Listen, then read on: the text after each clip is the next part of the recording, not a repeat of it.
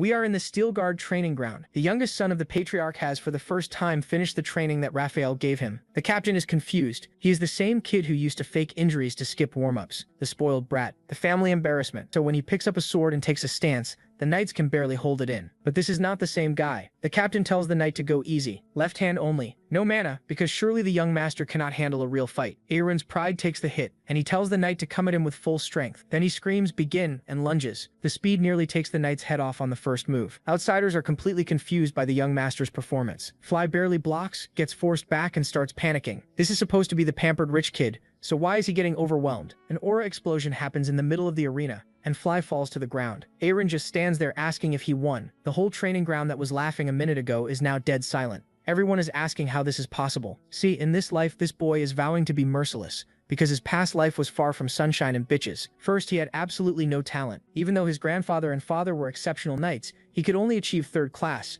so everyone mocked this loser with good reason, since he was indeed a useless, incompetent rat. Second, to add fuel to the fire, the only thing he had that had some value was the interdimensional transaction book. What it does is self-explanatory, but I will tell you the details later. The thing is, when he decided to start using it to become a good lord since he was a trash knight, his brother Kuntz sent some goons to kill him and stole the book. But one of the few items he had bought with the book was the bookmark of wishes. Unfortunately, the killers kept healing him with potions and torturing him for hours, all because Kuntz asked them to guarantee that the boy would suffer as much as possible. But when everything faded to black, the bookmark activated, and that is when he woke up in the past. At first, he was confused. He saw his old room and his old maid, but none of that was important. The most important thing was his eyes were glowing with a strange blue fire, and for some reason he now could see the interdimensional trading book without the actual book. Notification pops up, asking if he wants to continue logging in, but there's only a confirm button, no cancel. He's like, why is there no way out of this? But hits it anyway. The system loads up showing his info, and he notices he's got 10 coins somehow. He's thinking maybe they transferred from his past life account, but that doesn't make sense because his level didn't transfer. He does the classic detective chin grab,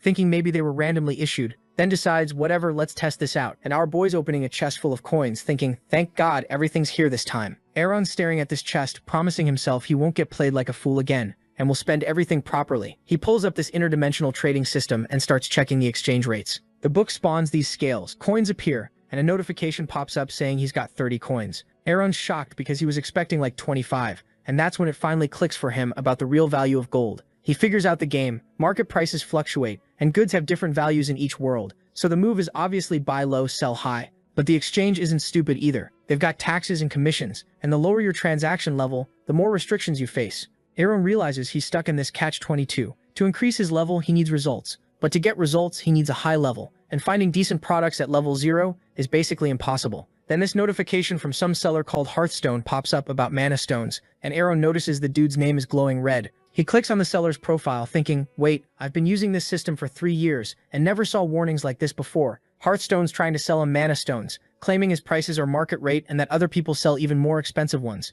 But then another info window appears, revealing the scammer wants twice the actual market price. Aaron's grinning like, oh, so you really thought you could sell stones at ridiculous prices? What a nasty swindler. They start arguing in chat with Aaron threatening to report him to the exchange, and you can tell Hearthstone's panicking because the info window revealed he's using slave labor at his mines and will do anything for profit. After Aaron threatens to file a complaint, this dude immediately folds and offers half price, and our boy's considering haggling even more but decides to just take the deal. The transaction goes through, but only 22.5 coins get deducted instead of 25, and Aaron's confused as hell until a cashback effect, so now he's more surprised. He's standing there thinking to himself, am I VIP now?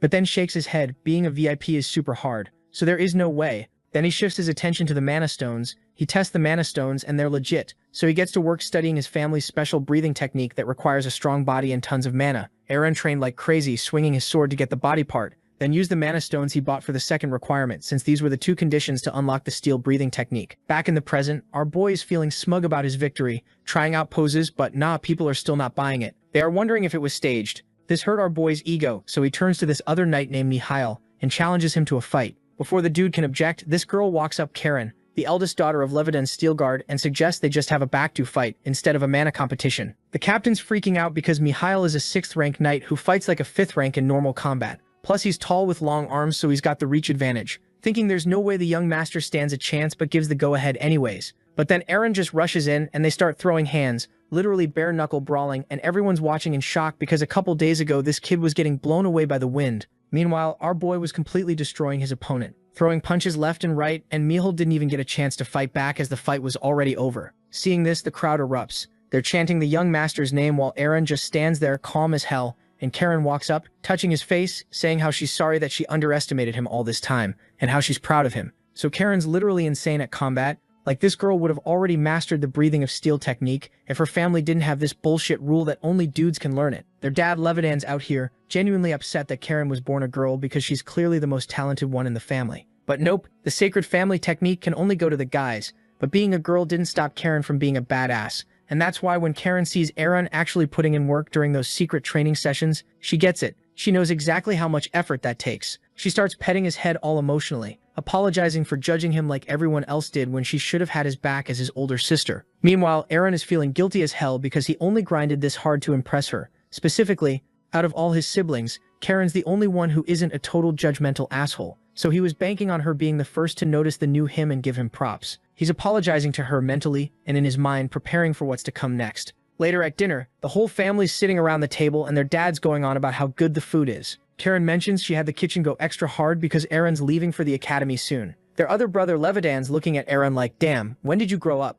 While Eren's internally hyping himself up, thinking his master plan worked. Get Karen's attention and she immediately starts taking care of him. Then his dad brings up how Karen told him Eren beat a knight in training, and our boy's internally screaming, yes, it worked, knowing this is his shot to finally get his dad's attention. He plays it humble, saying, nah, he's not that good. It was just a small sparring match. But then his brother Kieran butts in like, well, actually, the knight was only 6th rank, and they didn't even use magic. Eren's sitting there tight, wondering why this dude had to cockblock him. But Karen swoops in with the save, pointing out that Kieran only hit 5th rank at 18 while Eren's 16. Karen tries arguing back, but their dad shuts him down, calling Eren a fine fellow, and saying his grandpa first saw battle around the same age. Then Levidan extends his hand for a handshake, and when Eren takes it, he realizes this is one of those combat handshakes where they test each other's mana strength. He's panicking, thinking he needs to impress his dad, but also can't show more than rank 3 power or people will get suspicious. His dad closes his eyes, saying he's grown a lot and he was worried his youngest was going to be a total loser. But now he can chill. Karen's watching with pure rage as their dad says Eren will rep the family. While at the academy, admitting he didn't pay enough attention to his youngest and realized it too late. Then the father drops the bomb as a gift for getting into the academy. He's asking what Eren wants. Our boy's freaking out internally but plays it cool, scratching his head like, well, there is something. But nah, never mind, it's too much. His dad's like, speak up, don't worry, I'll try to grant anything. But Eren keeps playing hard to get, saying he doesn't want to ask for something huge because he'll definitely get rejected. Levidan's impressed, saying he didn't know his youngest could manipulate people like this, then offers to take a mana oath. Karen jumps up yelling, father, but it's too late. Levidan's already doing this whole dramatic speech, putting his hand on his chest and swearing by Mana as head of the Steelguard family that he won't break his promise no matter what Eren asks for. Eren's sitting there thinking, oh damn, what do I say now? And then drops his request. Cut to Kieran absolutely losing his shit, following their father and Eren down a hallway, screaming about how they can't break family tradition and asking how anyone other than the family head could enter the treasury. Levidan explains that technically only the head gets in, but he went there with his own father back in the day. Karen says that was different, but his dad just asks if he should break his mana oath instead, so Karen backs down.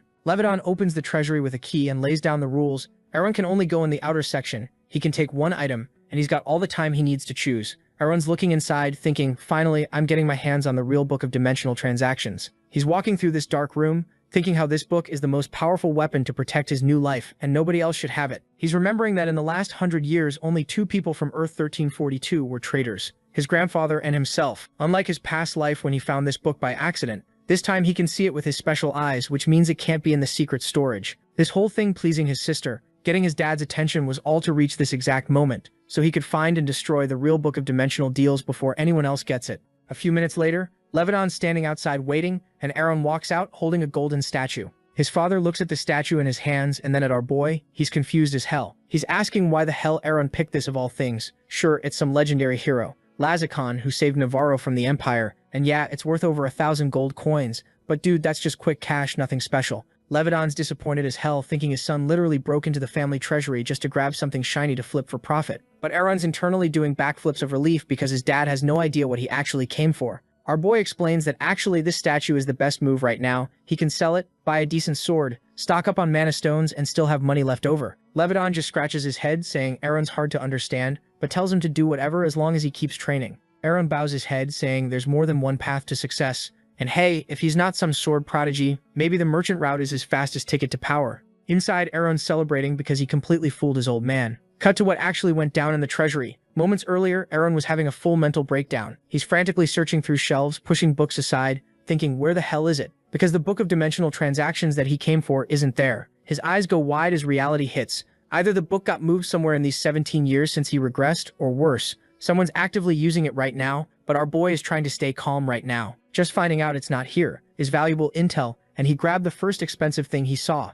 this golden figurine, figuring it'll sell for good money anyway. But then the moment he touches that statue, notifications start exploding in his face. Automatic transaction completed. His Eye of Insight skill was used, and now there are a bunch of notifications in front of him showing him info on the status of cashback bonuses. Irun realizes he still has all his merchant privileges from his past life. His jaw literally drops when he sees VIP account pop up, and he's thinking, no way, this is impossible, but clicks it anyway. The screen lights up showing all his skills maxed out, 0 commission fees, complete seller info, price manipulation abilities, and automatic discounts. Basically, he's got God mode enabled for trading. 3 versions of himself are running circles in his mind, screaming with joy as he realizes with these powers he could move mountains, and his revenge plan just got turbocharged. Cut back to the present, and now Irun's ready to get to work, starting with flipping this golden knight into coins. The statue appears on a transaction scale, and immediately our boy's eyes narrow, because they're trying to lowball him at a 115 coins, when it's worth at least 140 to 150. He activates his VIP skill flow recognition to see the real value and absolutely loses his mind, screaming, where did these exchange market rats steal my 40 coins? Because 40 coins equal 400 gold, they're trying to pocket. He flops onto his bed thinking how it's convenient to make trades while lying on the bed, something that he never thought was possible in his last life. Meanwhile, the notifications keep rolling in, deal completed.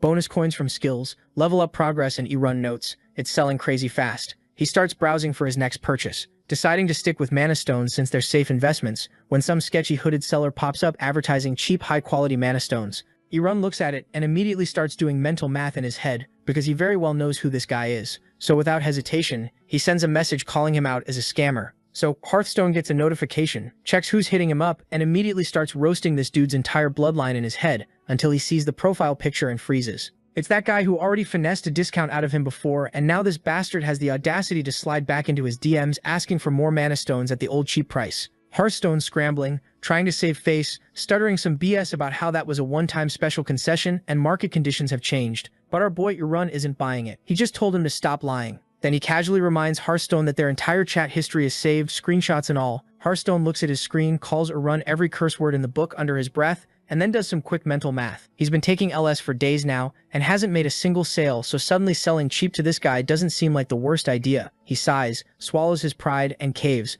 offering 25 medium stones and 20 small ones. Irun accepts without hesitation. Our boy drops 270 coins, pockets about 40-something back as cashback, and immediately flips around and lists everything for resale. Mediums are at 12 coins and smalls at 3. He's chilling in his room thinking, buy low, sell high. Literally, that's all there is to it, and goes to take a nap like he didn't just commit financial terrorism. Cut to Hearthstone refreshing the marketplace, and when he sees Irun's listings, bro damn near has a stroke. He's slamming his desk, screaming about how he gave this ungrateful bastard a discount, and this is the thanks he gets. Meanwhile, Irun wakes up from his beauty sleep to a whole wall of furious messages. But here's the thing, our boy spent 3 years doing cross-dimensional business deals in his past life, and one rule got burned into his soul like a brand: never let someone else's emotional outburst shake your bag. So instead of apologizing or backing down, Irun types back the most unhinged, weirdly formal roast session imaginable. He calls Hearthstone a bad, evil bastard entrepreneur, and has the nerve to ask why he thinks he's allowed to yell at customers. Hearthstone's staring at his screen completely dumbfounded, like, is this guy actually insane? He tells Irun to stop, genuinely convinced he's arguing with a psychopath, but the notifications keep rolling in. Irun's stones are selling like hotcakes, so our boy finally throws out an olive branch. Look, buy at market price and we can dead this drama. Hearthstone huffs and puffs, calls it impolite, and refuses purely out of spite at this point. Irun just thinks, damn, this guy's sensitive, and then pulls out the one tactic that cracks every merchant's ego wide open. He calls Hearthstone as a big shot, and says how someone of his caliber shouldn't let petty emotions get in the way of profit. And you know what? It worked. Hearthstone takes a deep breath, tells himself business is business, and asks for the market price like a reformed man. With the deal locked in, and even more stones in his inventory, Irun immediately posts an even cheaper listing. Seeing this, Hearthstone is absolutely seething. He once again sends our boy messages asking him if he's gone mad, demanding to know if he's secretly some trust fund millionaire, because nobody sells this cheap unless they're stupid or loaded. Irun sets his teacup down, smiles that little smug smile and thinks, okay, yeah. From a normal person's perspective, Hearthstone's got a point, but Irun isn't a normal buyer. As a VIP member, his commission fees are slashed to nothing, His spending privileges are boosted by 30%, and he can undercut literally everyone in the market while still making profit. He glances at the mana stone trade restrictions, notices how laughably loose they are, cuts Hearthstone off mid-rant and just logs off. The man's got actual work to do. He drops to the floor, sits cross-legged on the carpet, and starts absorbing mana directly into his body, letting his mind drift to what's waiting for him down the line. Harun closes his eyes, knowing damn well that if he stagnates now, he won't survive what's coming. He splashes ice-cold water on his face, slams a fist against the sink wall to wake himself up, and decides it's time. He drops the price on medium mana stones to 9.5 coins, and the transaction notifications start flooding in like a broken slot machine. Then the system chimes level up. Access to level 1 trading channel. Granted. Harun stares at that blinking notification, and he's thinking to himself how in his past life it took him a full year to reach this point. This time, 8 days. He looks at his progress screen. Bro has maxed out the trade limit, fulfilled every single system requirement, and is ready to move up. He clicks accept, and boom, system level 1 unlocks with a congratulatory message flashing across the screen. Harun looks at that notification and thinks to himself, alright, this is where things start to get real. Then he turns his attention to his new skills, and the first one is absolutely cracked sponge inside. My head just activated, and this thing is busted beyond belief. It lets him absorb information, events, and skills at lightning speed. But that's not even the wildest part. Now that he's advanced to System 1, the entire game has changed. We're talking about a world where literally anyone, delivery drivers, restaurant workers, random NPCs, can grind their way up to night level strength. The ceiling on this thing is insane. Before he can even process all that, some weirdo drops a message in the chat that sounds like it was written by someone having a stroke, going on about receiving the indulgence of a god but not having the tools to express it, then asks people to name their price. Harun stares at this mess, thinking this has to be a scam, and everyone in the chat agrees, spamming confusion until the guy finally clarifies he just needs a sword for martial arts. Harun facepalms. Of course that's what he meant. Then another notification hits, and this one actually makes him do a double-take sponge inside the head just maxed out on its own. Side effects reduced and absorption speed boosted by 300%. He's sitting there completely baffled, asking himself why everything's leveling up at hyperspeed. He tries activating Eye of Insight to figure out why his privileges got unlocked, but the thing just refuses to work. He stares at the blank screen, deeply unimpressed, thinking the clowns running the exchange center are genuinely useless. Can't even tell him why he got the privileges, or show him the reason. He shrugs it off, figures leveling up probably auto-triggered everything, and moves on. Then his screen absolutely explodes with notifications. Special scroll sales, zero commission windows, massive discounts, the whole damn catalog flooding his display at once. Harun blinks at the chaos but quickly runs the numbers and realizes none of it actually helps him. Special sales still charge market rate, so they're expensive as hell, and the no commission windows are pointless, since his privilege level already covers that anyway. Then he gets a DM straight from the exchange center, congratulating him on hitting System 1 and dumping 3 coupons in his lap. At first he's not impressed, thinking they just handed him some garbage rewards, but then he actually looks at them and his eyes go wide because these gifts are absolutely broken. The first one is a Dantian image, containing 3 years of internal energy, plus 500 coins, and he raises an eyebrow wondering if this is supposed to be impressive. He keeps reading, and the third reward is something called maximum body and sword stealth. But before he can even finish processing what that means, the sponge skill just devours the coupon whole, absorbing it instantly. Harun stares ahead for a second and then quietly loses his mind because what just happened is actually massive. He pieces it together. Martial arts in his old world ran on mana as fuel, but the system runs on internal energy, and the sword techniques he got from the system aren't just stronger, they feel completely otherworldly, like they're from a different dimension. And the best part, this new internal energy is compatible with his existing mana core. He just needs to open his meridians and he'll be cooking with gas. He puts his hand on his chest, eyes wide, thinking that instantly building a Dantian and absorbing a sword technique is more incredible than he ever imagined. And bro realizes having a system is too broken. As long as he has coins, he can buy anything and become stupidly OP. Speaking of coins, he just got 500 from the system as a gift, so he decides to blow them immediately. With his prep work done, Harun sets his sights on his first target and decides to pay a visit to the spatial exchange merchant named Yahello, operating out of what looks like the most dramatic cave possible, complete with red glowing depths and everything. The merchant spots Harun approaching and immediately lays on the thickest, most over-the-top customer service voice ever, gushing about how much he absolutely adores this customer. Harun tells him flatly to knock it off because it's creepy as hell. The merchant, completely shameless, says to think of it as love for humanity. Harun cuts to the chase and asks to see the martial arts scroll inventory. The merchant grins and runs a quick scan. First-level merchant, solid physical stats, clearly from a lower system, and privately thinks small fry but stays polite because small fry still pay bills. He starts listing off his catalog: the triple sword technique, the sword balance technique, the crouching tiger technique, body elimination, internal cultivation, piercing striking, the whole menu.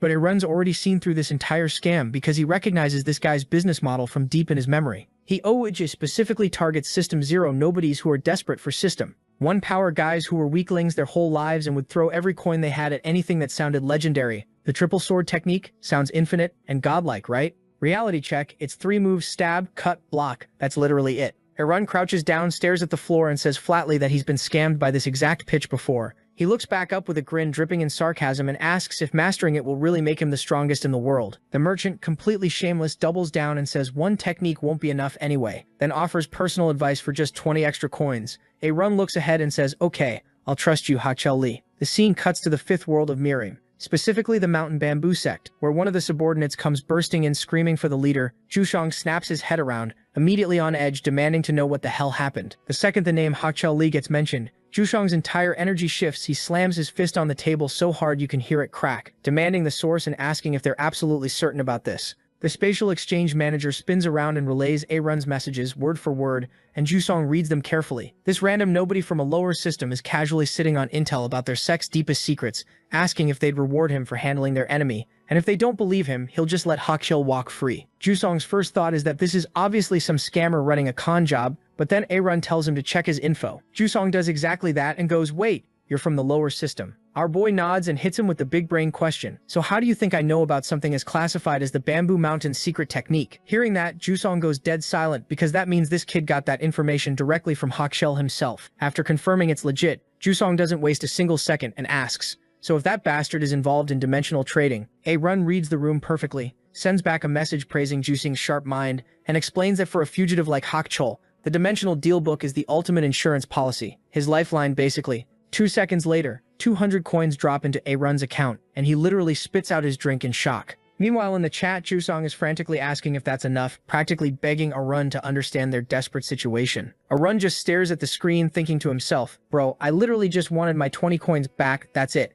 He glances over at the merchant's grimly smiling face and thinks that Hachel will never know those 20 coins were the exact moment his entire life started falling apart. But Hachel was never the real target to begin with. Erun looks at his screen, thinking he could honestly just let that guy walk because he wasn't his actual mark. The one he really wants is a bastard named Sokyun, first-class martial arts scroll seller, System 2 operator, and the man Erun holds personally responsible for destroying the Steelguard family in his past life. Erun had gone looking for scrolls to continue his grandfather's legacy, and Sokyun sold him the Bookmark of Desires, a cursed purchase that kicked off the chain reaction that obliterated everything he cared about. Erun's red eye goes ice cold just thinking about it. He clenches his fist and swears quietly that every single ounce of shame and pain he's carried will be returned in full. Then he opens a new chat window, types a greeting, and Sokyun responds almost instantly, offering diploma papers and books of change, and asking what he's shopping for. Erun casually mentions that Hachel introduced them. Sokyun pauses just for a second, thinking to himself that if this guy came through Hachel, he probably already knows way too much about their operation. He plays it smooth anyway, keeping up appearances. The system notification pops up on Erun's screen. Scam librarian. Steals scrolls, sells them to newbies at highway robbery prices. Approach with extreme caution. Sokyun then casually asks if that idiot Hachel is still running the triple technique scam on people, calling anyone who falls for it a complete moron. Erun laughs internally, thinking, yeah, that one cuts deep personally. But he keeps his composure, asks if Suyurin is really any different from Hachel, gets mildly scolded for the comparison, apologizes with a smile that absolutely doesn't reach his eyes, and asks to see the sword technique inventory. So Suyurin tries to sell Erun the Plum Blossom technique for 35 coins when the real market price is only 15, basically attempting a shameless scam with a smile, and Erun, who's seen worse scammers but is still mentally cataloging this audacity, buys it anyway without complaint, because he's playing the long game, planning to take a small loss now to build trust and absolutely destroy this guy later for proper revenge. Sekyun, thinking he just scored a rich sucker, immediately offers friendship and welcomes Erun as a valued customer, while Erun coldly accepts the friend request, thinking, got him, already plotting his next moves. The scheming session gets interrupted when Ezel knocks on his door, walks in, and completely freezes because Erun's been so deep in revenge plotting mode that his murderous aura leaked out like crazy, which he quickly apologizes for and tries to play off. Ezel stammers through a reminder that he missed morning training, and gets extremely flustered when she accidentally sees some exposed skin through his shirt and has to look away blushing. And Erun mentally notes that if he's already reacting like this before he's even hit his full potential, this is going to get exhausting real fast. Right when he's processing that whole situation, Ezel asks our boy if something is wrong with him because he missed his training today, and also he had some business with young Master Kiran in the morning. As she said that our boy immediately remembers what happened this morning. Erun was peacefully training at the training grounds when his older brother Kiran suddenly showed up, asking what he was doing there. Erun looks at him like, bro, why are you here? You never train with these knights because you think that you are better than them. Kiran just casually goes, where'd you get that idea? And Erun's like, dude, anyone with functioning eyeballs can see it. That's when Kiran hits him with the have you lost your damn mind? and Arun immediately realizes he messed up. He does that awkward half-turn apology like, "My bad bro, just messing around," and tries changing the subject by asking why Kieran's there. But nah, this sensitive bastard isn't letting it slide, because out of nowhere he swings at Arun, talking about teaching him some manners. Our boy's eyes go wide. He wasn't expecting to catch hands before breakfast. He dodges and thinks to himself that yeah, his brother's always been touchy, but this is ridiculous. Kieran spins around for another hit, and Arun ducks low, genuinely confused about why his brother's this pressed. Then Kieran tells him not to get cocky, just because their dad praised him once, and boom, Arun's hand literally bursts into flames. The brothers' fists collide, and Kieran gets absolutely sent flying backward, looking at Arun like he just witnessed a glitch in the Matrix. He's thinking, where the hell did this power come from? Isn't this kid supposed to be some weak rank 5 scrub? Now this pissed him off, so he activated his aura, using that mana enhancement technique that only rank 2 knights and above can pull off. Arun sees this and internally panics, wondering if his brother's gone completely insane and why he's escalating this hard. See, Arun's been playing the weak rank 5 knight role this whole time, so he can't just whip out his aura in front of everyone without blowing his cover. But now this idiot brother has crossed every line and is coming at him full strength, so Arun can't maintain the act without getting his bones rearranged. And our boy was not in the mood for a hospital visit, so he decides, screw it, I'm kicking his ass today. So Kieran jumps at him with his aura technique, and Arun immediately claps back with the stone-destroying strike. Kieran's face goes ghost white as he gets launched into the air, completely mind-blown about how his little brother got this strong. Arun lands all graceful and dramatic, one arm thrown back, looking down at his defeated brother, who's literally on the ground screaming about how the hell Arun became so powerful. Arun smiles and slowly walks over, saying that yeah, they might not have the best relationship, but doesn't Kieran think he went a bit too far this time? Kieran struggles to his feet and immediately demands answers, asking if this power came from the secret vault, and what Arun took from there. Arun's eyes widen because suddenly everything clicks into place. Kieran's pissed because Arun got access to the secret vault, the place Kieran thinks he should have been allowed into by now. Kieran's on a whole rant about how only he and their father have ever entered it, demanding to know how the hell Arun got in. That's when it hits Arun. His brother doesn't even know there are different sections. There's an outer vault and an inner vault, and more importantly, their father probably doesn't even know about that dimensional transaction book Arun found. Kieran definitely never used it in Arun's past life either. Arun's thinking the chances of anyone actually finding that book are pretty slim, since he never made it to the inner vault before dying. Either the book's hidden in the inner vault, or it doesn't exist in this timeline at all. He concludes that getting into the inner vault is way harder than the outer one, but he needs to figure it out ASAP. Cut back to the present, and seeing how Arun didn't reply and was just staring at the wall like a frozen NPC, Ezel gets concerned and calls out his name. Arun plays it cool, smiling and saying nothing major happened. He just asked his brother to show off his aura, but things escalated. Ezel asks if he's hurt and offers to bandage him up, blushing because she's thinking the young master's all grown up now and probably doesn't want her fussing over him anymore. Arun thanks her but says he's fine, thinking he'll just pop a healing pill later. He's also relieved his brother didn't completely unleash all his rage on him, and he tells Ezel not to worry and to go rest. She bows and leaves. Arun turns around thinking he needs to find a way into the inner vault before entering the academy. The clock is ticking, then his eyes narrow as he remembers. Oh right, it's almost time for that incident to happen, but this time I've got a plan to deal with it. Meanwhile, over at the dumb blonde's room, this idiot is freaking the hell out, saying how it's impossible he lost to that trash brother of his. His sister Darren's watching him lose his mind, biting her lip and noting that her brother just got absolutely demolished. Kieran slams his fist on the table, declaring that Arun's clearly hiding something, since he's been pretending to be weak this whole time. Darren shakes her head, saying everyone knows this. Kieran thought Arun was some harmless bear, but it turns out he's actually a cunning fox. Kieran insists Arun didn't even use his full strength and was clearly holding back. Darren suggests maybe he's just a stronger fox, but Kieran says nah, he could be a straight-up tiger. They agree they need to find out what Arun's hiding and what he's planning. Darren says she'll handle it and get every detail of his secret. Cut to the Merchant Alliance secret meeting, where all of them are cursing out our boy, saying how that bastard is ruining all of their business, and how they need a plan to deal with him in Hearthstone. This bastard was leading this meeting, bro. He has a special beef with our boy. Then the scene shifts back to our boy, and he's chilling in his room, absolutely demolishing dinner when the system starts spamming his notifications like crazy. He checks it out and immediately notices something weird. Mana stone prices are tanking hard, but he'd expected this to happen. The problem is everything's moving way faster than he planned. See, the issue is he dumped his mana stones on the market for 1 coin less than everyone else, which basically made all the other merchants lose their damn minds because now the average price is completely screwed. But he's not sweating it at all. He takes a sip and goes, yeah, whatever VP privileges mean, I'm still printing money. His inventory pops up showing 34 items completely maxed out, and he's sitting on 1,002 coins. He's doing the math in his head. Medium stones he can sell cheap and still profit, but small stones under 2 coins?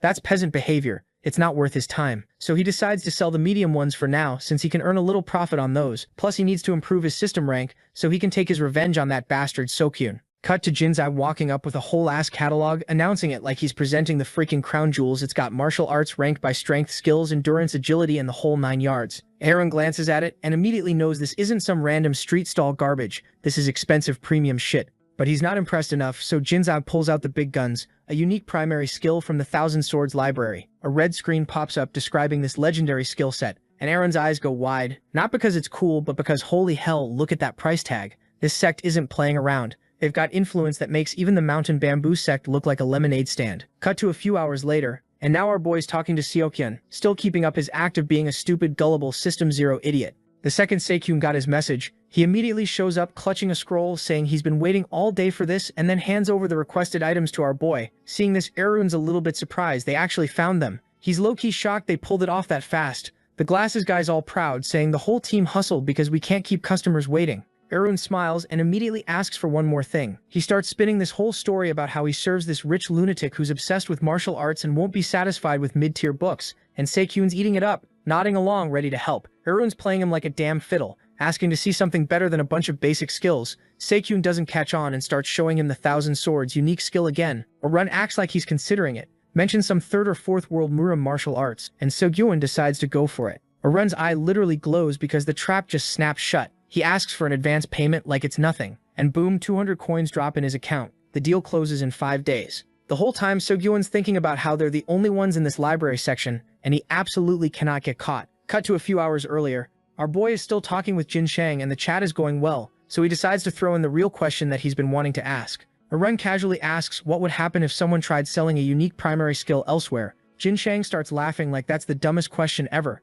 What kind of suicidal idiot would steal from the divine swords? Seokyun's lurking behind a shelf somewhere, while Jin Shang swears on his honor that anyone who tries that shit will regret being born. Aaron's grinning because of step 1, complete. Now he just needs to find 1,000 coins, which is the only minor problem left. Now that he's set up the plan to make some guy's life a living hell, our boy decides to take a little stroll. Later, he's sitting outside this yellow building, scrolling through screens, watching his medium mana stone reserves evaporate. People keep messaging asking to buy stones, but then they ghost him with, "We're not selling you shit." Our boy's just poking at his screen, getting increasingly hostile messages telling him to throw his compassion in the trash. Erun mutters that people are way more aggressive than he thought they'd be. Then he spots 2 girls he doesn't have a clear view, so he decides to get a little closer, but then suddenly he hears a smack. Someone just slapped the girl across the face and he freezes because that girl is Ezel, standing there with a red mark blooming on her cheek. Darren's got her hand still raised, demanding to know what she's hiding. Ezel's crying but stays quiet, holding her face and stammering that she's just a simple maid taking care of the young master. Then she slaps her some more and goes, "I'm giving you another chance.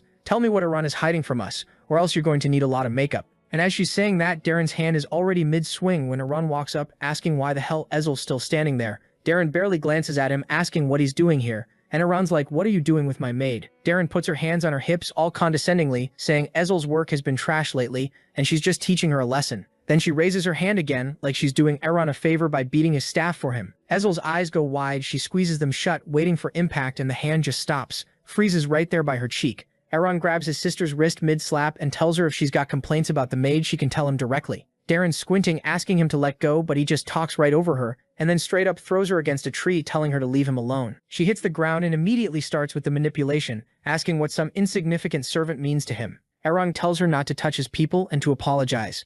Ezel's eyes go huge because she can't believe he's actually standing up for her like this. Then Darren does this insane move where she slaps her own cheeks and starts asking if he really wants to act this arrogant, because who's their father going to believe when she shows up with wounds saying her brother hit her? She looks down at Ezel and says she wants to see the maid's face when she claims her brother raised his hand against her. There are already marks forming on Darren's face from her own slaps, and Erun just says she never stops exceeding his expectations for how low she'll go. He steps closer and tells her the girl will remember this once and for all. Darren's mouth drops open, saying she has nothing to do with whatever he's about to accuse her of. But Erun's staring down at her, going, "Oh, you're baring your teeth now? Planning to run to daddy and say your brother hurt you?"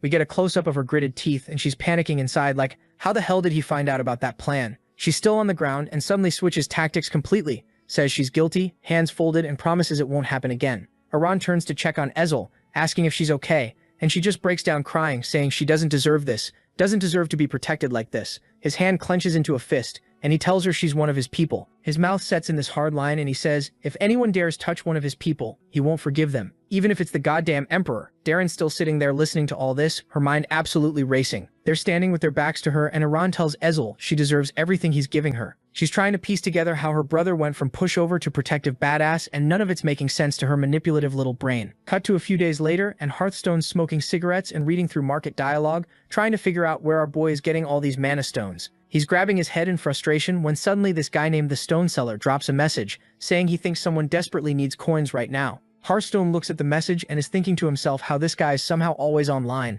but bro has no idea who he is, so he taps on his profile, and all of his info pops out. The display shows he's a human race server, system level 1. Then the Stone Seller sends another message saying how sometimes 10 coins now are worth more than 100 coins later. Hearthstone looks at the message and nods, thinking to himself how he gets it. He's made desperate deals himself when he needed quick cash. But he's looking serious now, saying this kind of seller is collapsing the whole market order. Cut to Hearthstone sitting at a table asking what's being offered. The Stone Seller replies, saying they have 2 options here. Option 1, buy everything before the troublemaker can get to it. Hearthstone immediately says, that's impossible. Give him another option. The Stone Seller sighs and says, fine. Option 2 is they crash the mana stone price even harder themselves. And since option 1 was too unrealistic, they went for option 2. And just like that, a merchant war began. Cut to a few days later, and a screen pops up near Erun, showing medium mana stone prices actively changing, and he puts his hand over his mouth, muttering that a full-blown price war is starting, and he's about to get way busier. Hearthstone clenches his fists, demanding an explanation. Wasn't he told this would give certain results?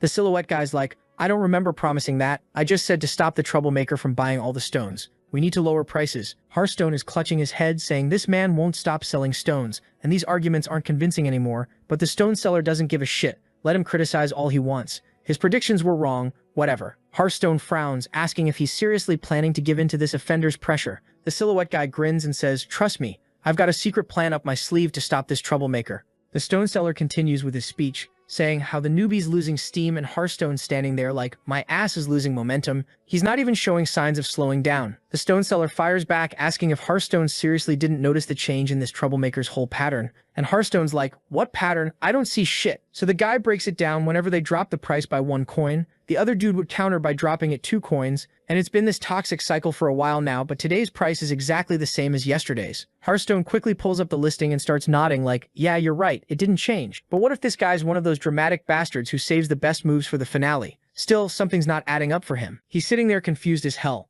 thinking to himself, why would this dude take such a massive risk and just dip out like this? That's when another message pops up, and the Stone Seller's like, bro, isn't it obvious what's happening here? He straight up says the guy's planning to monopolize the entire mana stone business, and when Hearthstone hears that, his eyes go wide as dinner plates. Hearthstone takes a deep breath and asks about sales limits, because obviously that's the real bottleneck preventing any takeover, right? But this guy's got his hand on his chest, looking all confident, saying he'll just hire assistants to sell for him, or create an alliance like they did. Problem solved, easy peasy. Hearthstone's like, wait, huh? The Stone Seller continues dropping knowledge bombs, saying, isn't that literally why this alliance was formed in the first place? He explains the master plan: gather a bunch of sellers under one umbrella, control the mana stone market completely, and then manipulate prices however they want. Hearthstone's actually sweating now, admitting this guy sounds like he just unlocked some secret wisdom of the universe, or achieved trading enlightenment. He puts his hand to his lips and goes, yeah, not gonna lie, the idea is actually solid. Then we cut back to our boy, except surprise, surprise, this whole stone selling guy was Aaron's alt account all along. Man has been sitting there staring at multiple screens, thinking to himself how these special privileges are just absolutely broken and overpowered as hell. He's been waiting for this union to form ever since he first started selling mana stones in the marketplace.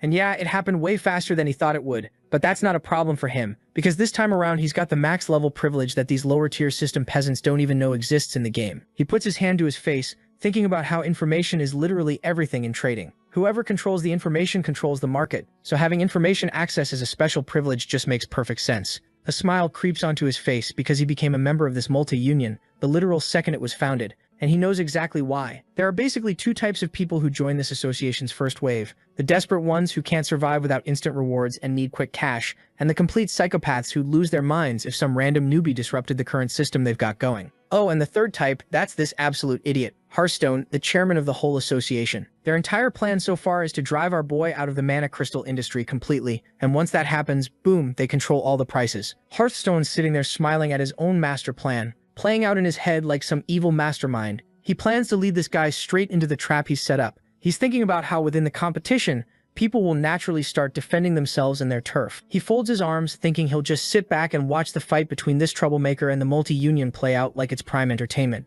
And they'll hire some third party to swoop in and grab all the mana stones for themselves at rock-bottom prices. Reincarnated's leaning on his hand, thinking how buying low and selling high when prices spike is literally trading 101, nothing revolutionary or genius about it, just basic business strategy. The scene shifts to Darren's room, where she's sitting at her table holding her head, wondering when the hell her younger brother figured all this out. She's having flashbacks to him approaching her and saying the company name exactly right, no hesitation whatsoever. Then she heard a knock and immediately lost her shit and screamed that she specifically said not to be disturbed, but then our boy called out, saying it's him and to open up the door, so she does. Raidian walks in casually and she immediately asks why he's here. He says he wants to talk. She looks at him, all calm and collected, asking about what exactly. He smiles and drops the bomb. It's about the company. She lets him in and here's the backstory on this Damien firm. It's basically this company that provides noble houses with materials and supplies, a relatively stable business, pretty respected on the surface. Nothing shady about it at first glance. But our boy knows better in his past life. They got super close with Darren after he became a lord,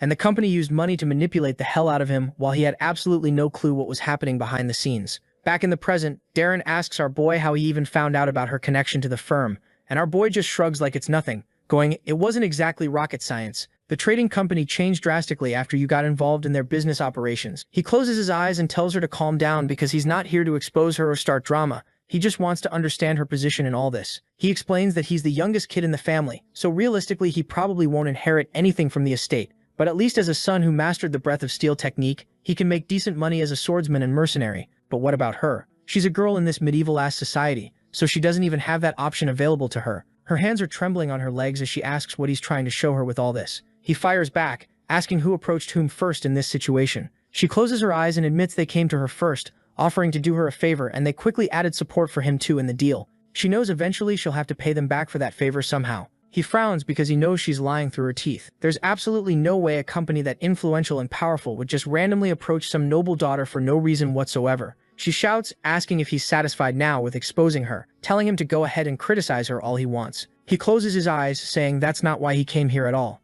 Arun puts his hand to his forehead, trying to figure out the right approach to get her to actually trust him. She asks what he actually wants from her. Then, if not to shame her, he folds his hands together and offers something she didn't expect. Let's work together on this. Cut to a few hours later, and our boy Arun just wrapped up negotiations with Darren, and she's throwing around all these promises about giving him the full details later on. When he tells her he's leaving everything in her hands, this red-haired menace is just standing there watching him leave with those cold, calculating eyes like she's plotting something. Ari knows damn well this entire agreement is built on bullshit and lies, but whatever, it doesn't matter right now because he's got bigger fish to fry. Darren walks off to her room while our boy's thinking how he's basically stuck working with his sketchy-ass sister, whether he likes it or not. Then Darren's eyes suddenly flare up red and a system window pops up out of nowhere. 800 coins just dropped from the Bamboo Mountain sect. Plus there's this grateful-ass message from them going, I can never repay you for your kindness, and bro's sitting there like, just send a thank you card with actual cash attached next time. That works too. Then he checks out the rewards and holy hell, these guys were really generous because the decorative box he got has bamboo life tablets in it, 10 of them. The guy's thinking to himself how anyone with access to the dimensional transaction book is literally swimming in cash like Scrooge McDuck. Meanwhile, his competition is in the corner crying their eyes out because of our boy's price manipulation. He had to drop his prices by 4 whole coins just to stay relevant. Our blonde mastermind is flipping through the transaction book thinking about how Hearthstone's obviously trying to cut his losses at this point, but why specifically 4 coins? That's the weird part. But whatever. It doesn't matter because bro's got the information asymmetry advantage. All he needs to do is change his nickname in the system, and he can buy whatever the hell he wants with 0 limits on purchases. Plus, with the cashback feature, he's basically paying only about 3 coins per crystal anyway, so he's making bank either way. He checks his inventory real quick, 480 medium mana crystals and 10 bamboo tablets sitting pretty, and his face just splits into this stupid grin because he realizes he can easily grab another 500 crystals without breaking a sweat. He starts buying from Hearthstone's listings like a madman, and literally has to tell himself to stop because he's getting too rich too fast, and it's honestly getting ridiculous at this point. Cut to nighttime, and the Damien mansion is absolutely crawling with guards everywhere.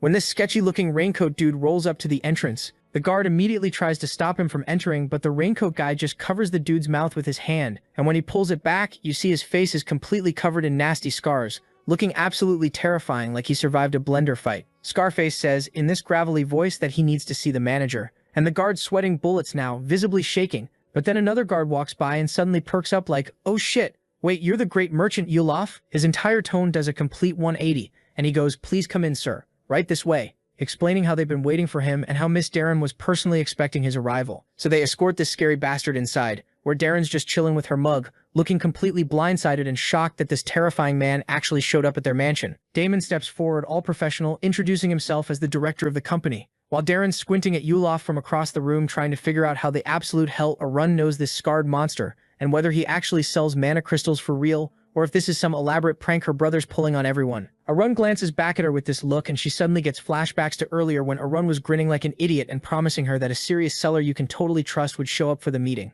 They all sit down at the negotiation table. Arun asks what they're willing to pay per crystal, and Damon's carefully examining one single crystal in his hand, saying it's genuinely hard to judge the overall quality from just a single sample piece.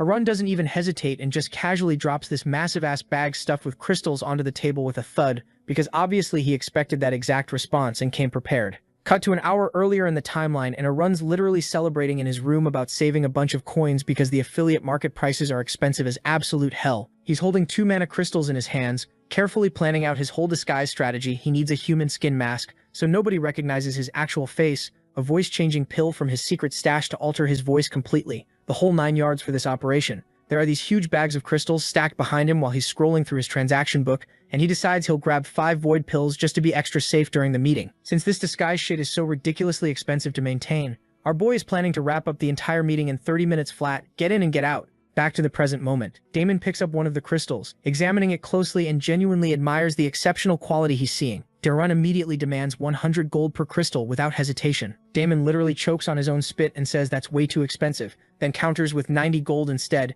adding that nobody else in the entire market will offer more than that anyway. Arun goes completely dead silent for a few seconds, then suddenly gets visibly pissed off, stands up from his chair and announces that he and Darren are leaving this meeting immediately. He dramatically throws a cloak over Darren's shoulders and tells Damon straight up that he can't trade with people who clearly don't understand quality goods when they see them, keeping his hand on Darren's shoulder, ready to bounce out. Darren plays along absolutely perfectly, saying she expected a more serious and professional conversation from a company that supposedly trades with noble houses regularly. Runs internally cheering and celebrating that his sister actually caught on to the hint and is backing his play. They start walking toward the exit, and Damon literally slams both his fists down on the negotiation table in complete panic, his composure crumbling. Darren casually suggests that Arun should probably try selling to another company instead, and that's when the scarred man casually mentions that Kite Company is actually operating nearby in this area.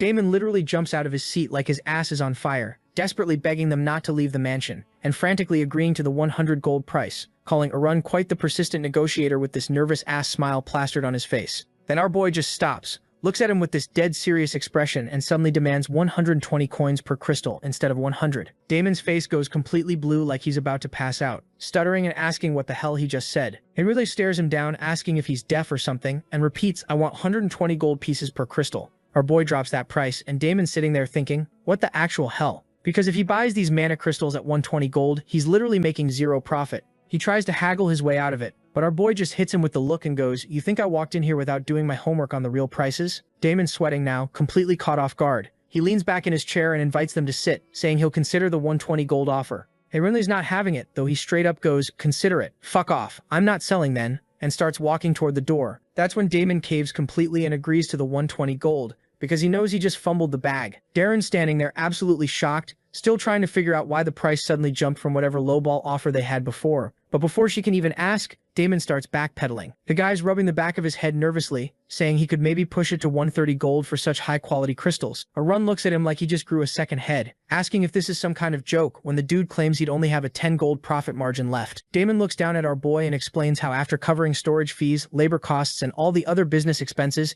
he's really only making 10 gold, that is, if Arun can provide enough quantity to make it worthwhile. And that's when our boy casually drops a massive bag on the table like it's nothing, showing 3 fingers and announcing he's got 300 crystals. The confidence. Damon's whole face goes pale as he realizes he's either about to get scammed or he just stumbled into the deal of a lifetime. Sweat's literally pouring down Damon's face as the reality hits him. Mana crystal prices are entirely based on availability, which means even if you're swimming in money, you can't buy what's not in stock. He's staring at that bag, doing mental math, and realizes it doesn't even matter if he loses this negotiation because the opportunity is too good to pass up. He stretches his arms out wide and admits this deal is actually beneficial for the company, like he's trying to convince himself more than anyone else. Then he puts his hands on the table and confesses he didn't expect much from this random seller, but Arun completely exceeded his expectations.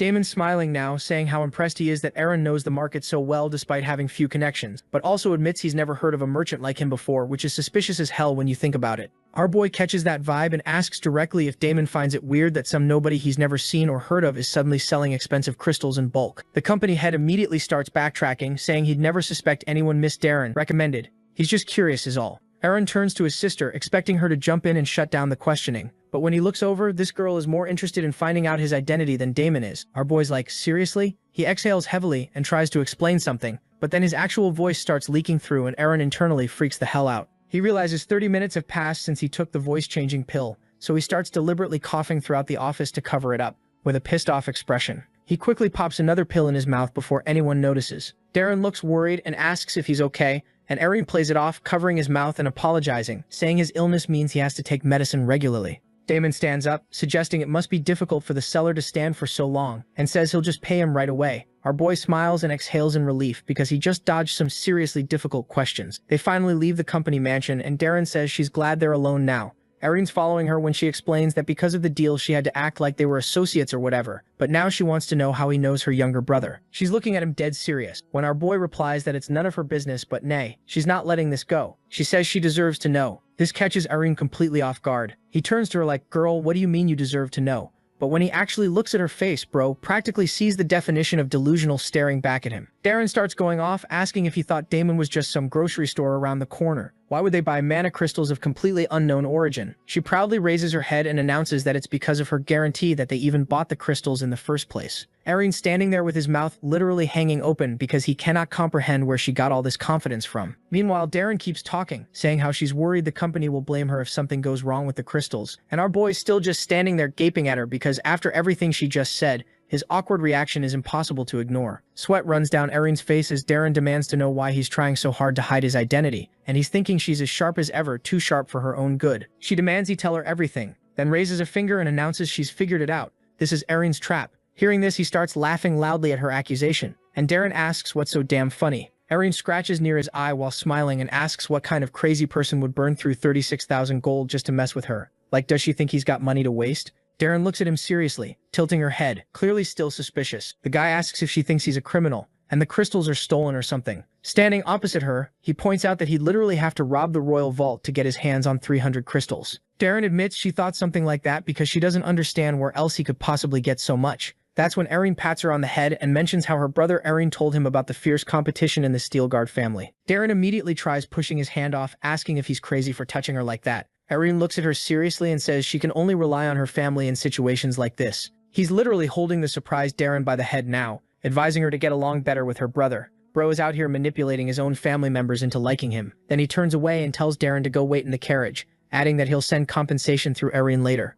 Cut to a few hours later, and it's already nighttime, and Eren's sprawled out on his bed, doing some quick math in his head. He's thinking, okay, so those medium mana stones sold for 120 gold, which converts to about 12 system coins, minus Darren's 1% cut, minus the 3 coins per crystal. Bro's basically counting his bag right now, and the numbers are looking nice. But then his mind drifts back to what he told Darren earlier about family, and suddenly he's in his feelings. He gets all sad remembering how trash his relationship with his siblings was in his past life, and that's the whole reason he's trying to fix things this time around. Problem is, he can't exactly sit them down and say, hey, I time traveled and regret being a shit brother, so instead he's out here dropping wisdom bombs as Yulef. But if it doesn't come directly from him, from Eren, it won't hit the same way. The irony's not lost on him, but he shakes it off and shifts gears, thinking about how he's this close to getting revenge on that scumbag Sukyun. Our boy's been grinding hard for this moment, hoarding gold like a dragon because in the Murum world, gold's rare as hell and everyone uses it for literally everything. The man's got a whole suitcase packed with the shiny stuff. Cut to a few moments later and boom, he's already hit the daily sales limit. Just as he closes that out, another system notification pops up.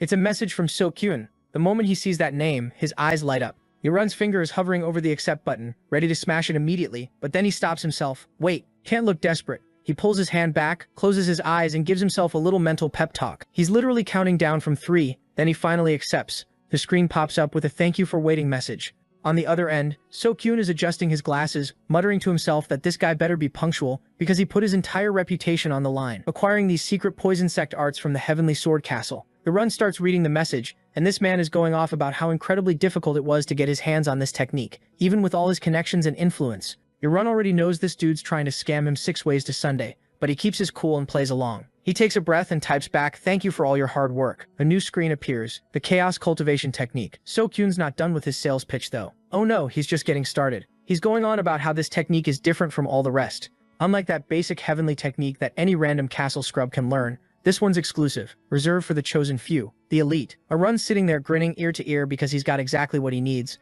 eyes closed, looking satisfied as hell, like he just won the lottery. Then So-kyun raises a finger on screen, asking, "Hey, can you pass something along to your client?" Arun's eyes snap open wide. So-kyun says he's going to be brutally honest here. 2,500 coins. Sounds like a lot, but for the chaos cultivation technique, that's literally pocket change. He's sitting at his desk all professional-like, explaining that on the official market, this thing only costs 2,000 coins, which should tell you everything you need to know about its value compared to the heavenly technique. And get this, the market price, 5,000 coins. Arun's sitting there thinking this is exactly how this bastard operates. He creates this false sense of exclusivity in the buyer's head, and then sells them hot garbage at inflated prices. Honestly, if this man wasn't an expert merchant, he'd be writing those clickbait YouTube titles or running crypto pump and dump schemes. Our boy's mind flashes back to his past life, remembering how this is exactly how So-kyun got to him before. This bastard straight up robbed him, and he was one of the main reasons Arun ended up in such a bad spot. Just thinking about it, Arun's dying of embarrassment and rage, remembering how trusting this scammer was literally the biggest mistake of his entire life. Back in the present, Arun asks the million-dollar question. How much do you want to sell it for? So-kyun adjusts his glasses like the slimy businessman he is. 4,000 coins, and that's with a 1,000 coin discount, by the way. Arun's hand tightens on his leg,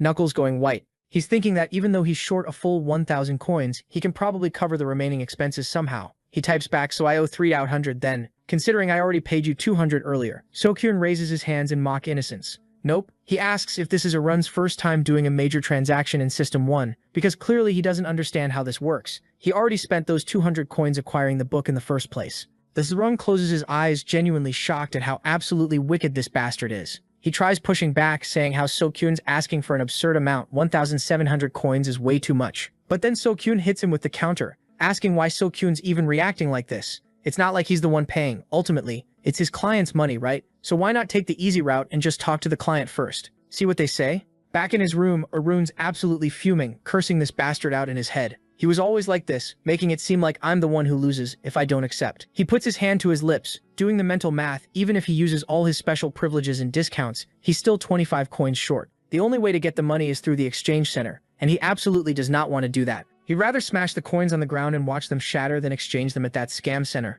But right now, he doesn't have any other choice. Time's running out. Then he tells himself to calm down, not to feel bad about this, because he'll just take it all back later anyway. 200 coins is nothing in the long run. He'll make this bastard pay back 100 times that amount. After the exchange goes through, Arun sends a message to So-kyun. "I'm ready for the deal." The trade happens. Our boy receives the chaos cultivation technique, while that scumbag gets his 4,000 coins. And the moment Arun hits accept, a wide smile spreads across his face. The prey had finally taken the bait. So our boy just got the trade confirmation and checks his account balance. It's literally negative. But instead of panicking, this man starts grinning like an absolute psychopath and biting his finger, thinking about how sweet revenge is about to taste. He's wondering if this is the feeling the Bamboo Mountain sect gets from hunting Hakshul for over a decade. Because honestly, he doesn't feel even a little bit guilty about what he just did to So-kyun. Nah, our boy's actually excited about the incoming chaos he's about to unleash. Right on cue, he gets another message from So-kyun, thanking him for the smooth trade. Arun's sitting there smirking like a villain, thinking someone seems really happy right now. Cut to So-kyun's room, and yep, this bastard is celebrating hard, pumping his fist in the air and going on about how it's not every day he finesses someone for 4,000 coins. Man's probably already planning what he's going to spend it on. Arun leans back in his chair with this evil little smile creeping across his face and says out loud to himself, "I wonder how long this guy's going to stay happy." Then he starts typing. So-kyun sees the message pop up and gets immediately weirded out, asking what Arun means by that. But instead of answering the question, our boy just casually drops this bastard's real name in the chat, Jin Seok, and calls him out for being a scammer. So-kyun freezes. Then Arun follows up with another message, asking if the librarian knows what he's been doing behind their back. Now this bastard is sweating bullets. He starts absolutely freaking out internally, screaming in his head, "How does he know my real name? Who the hell is this guy?" He tries playing it cool though, typing back all casual like, "I have no idea what you're talking about." But Arun just smiles even wider and tells So-kyun to stop embarrassing himself. Then our boy casually suggests, "Hey, why don't we call the librarian as a third party to verify all this?" So-kyun screams back in all caps, "No, we can't do that." Arun's literally covering his mouth, trying not to laugh out loud, asking why not. And he starts role-playing this whole imaginary conversation like, "Oh librarian, your trusted employee Jin Seok has been." until Seo-kyun finally breaks and types, "Okay fine, I'm Jin Seok, you happy now?" Now Seo-kyun's sitting at his desk imagining some massive martial arts beast towering over him, dripping with killing intent, and he's sweating bullets wondering who the hell this person is. Is this some rich dude with a fighting hobby? Was this entire thing a trap from the start? He frantically pulls up Arun's profile to do some digging and sees it. System 0. His eyes go wide because this makes absolutely no sense. How could some random brat from a lower system, literally the bottom tier, figure out that he's been stealing martial arts techniques from the library and selling them under the alias Seo-kyun the merchant? There's no record of this information anywhere. Arun decides it's time to lay down the law. He types out, "Alright, listen up. I'm about to give you some rules, and I strongly suggest you pay attention. The moment you break any of these rules, you become the main enemy of the Castle of Swords." Seo-kyun thinks he found a loophole. He adjusts his glasses with his middle finger, grinning like he's outsmarted our boy. "Wait a second, if I'm their enemy, then you'd be their enemy too for working with me, right?" He's feeling pretty smart about that comeback. Then he literally jerks back when Arun responds, "Yeah, that's exactly what I think." And Seo-kyun's confused now, so Arun continues, "I don't care how big the Castle of Swords is, they can't move between dimensions. What are they gonna do, send me a strongly worded letter?" Seo-kyun tries another angle, panicking. "Okay, but what about suspending your account? They can do that." But Arun's just sitting on his sofa looking smug as hell, waving his hand dismissively like he's swatting away a fly, saying, "You really think so? Nah, you're going to start feeling real guilty, real soon, trust me." Then he drops the hammer. "What if I return all the books right now and report to the library that they have a corrupt employee selling stolen goods?" The merchant's face goes from confident to absolutely horrified in 0.5 seconds flat. Arun's not done though, he keeps going. "I heard that in the Skysword Castle, thieves who steal completed cultivation skills get treated like actual criminals. Such a shame, really. Considering the torture methods they use, your end is pretty close." He pauses for effect, then adds with a smile, "You're pretty brave to steal from them. I'll give you that." Arun rests his chin on his hand with this soft, almost gentle smile on his face, thinking to himself, yeah, he's definitely scared shitless now. Then he looks at the screen with that snake-like gaze and asks, "So do you want to live?" Seo-kyun stammers back, "Yes, like his life depends on it." And Arun lays out the rules like he's reading terms and conditions. "You die if you respond after 5 seconds. You die if you close this dialogue window. You die if you don't do exactly what you're told. You die if you answer disrespectfully." Then he gives the first order, simple and clean, "Return my money." When Seo-kyun hesitates for even a second, Arun goes, "Oh, and rule number 5, you die if you pretend not to understand what I'm saying."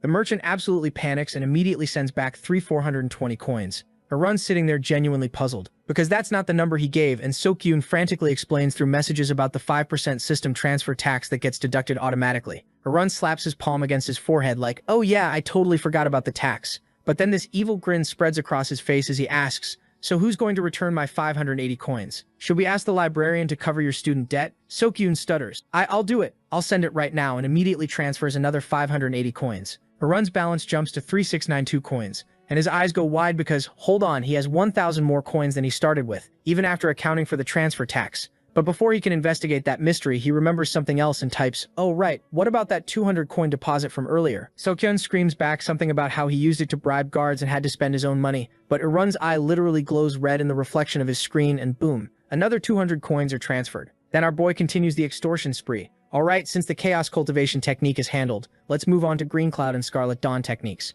plus the 8 Cloud Dragon martial arts. While we're at it, notifications start flooding in one after another. The merchant's face is buried in his hands like he's having a mental breakdown, and his account balance drops all the way down to a pathetic 215 coins. Arun's watching this with the biggest smile on his face and types, "You know what? I think you should pay me for my time too, considering all the effort I had to put into this. Then I'll let you go." Lloyd would be so proud of our boy right now. The moment Seo-kyun reads that last message, his eyes nearly pop out of his skull. He's thinking to himself in absolute terror. How does he know my exact balance? Can this guy see my account? Is he a VIP player? What is happening? So Seo-kyun's sitting there sweating bullets, completely lost on why this VIP is coming after him so hard. He's asking what the hell he wants and why he's doing this, and our boy just casually drops, "Oh, don't mind me, I'm just collecting on some old debt." Before Seo-kyun can even ask another question, Arun cuts him off real quick. "You don't get to ask questions here, buddy." Seo-kyun tries the classic broke boy defense, saying he's got nothing left, but Arun immediately calls bullshit. He knows damn well Seo-kyun made a fortune scamming people through that zero-sum system. Seo-kyun's like, "Nah bro, I spent it all on booze, women, and keeping 2 wives happy. I'm actually broke, even if his bank account's empty though."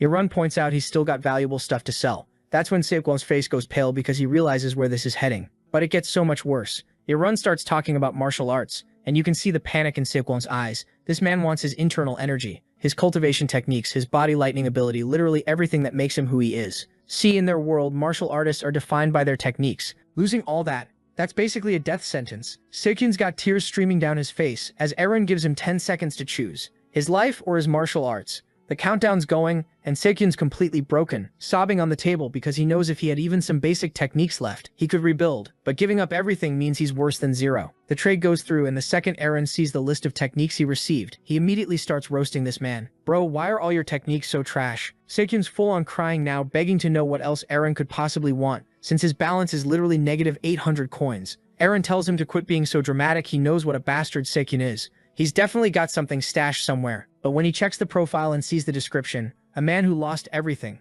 even Eren feels a little bad. My bad, man. Then Eren tells Sekyun he can go back to whatever pathetic life he had before. Sekyun's confused as hell because didn't they promise to spare him? Eren clarifies the misunderstanding. He'll let him live, but only if Sekyun becomes his obedient little puppet. See, Eren thought about just killing him and calling it a day. But that felt too easy, too quick. He remembers everything from his past life, and realizes this bastard doesn't deserve a clean death. Real revenge means making someone suffer so badly they're begging for the end. Eren gets this absolutely unhinged look in his eyes, and promises Sekyun is going to make him hurt so bad he'll be praying for death. He'll keep tabs on him through email to make sure he stays miserable. Sekyun tries to say something, but Eren's already done talking. He just walks away with this satisfied smile because everything went exactly according to plan. Cut to the next morning, and our boy's out here taking a victory lap through the forest. Hyped as hell to test out all those martial arts he finessed off Sekyun. As the sun rises, he's running through the trees using this Thousand Sages footwork technique, and a system screen pops up showing the details. At first he thought it was just about speed, but then he jumps up high with his arms spread out like he's flying, and when he lands he finally gets it.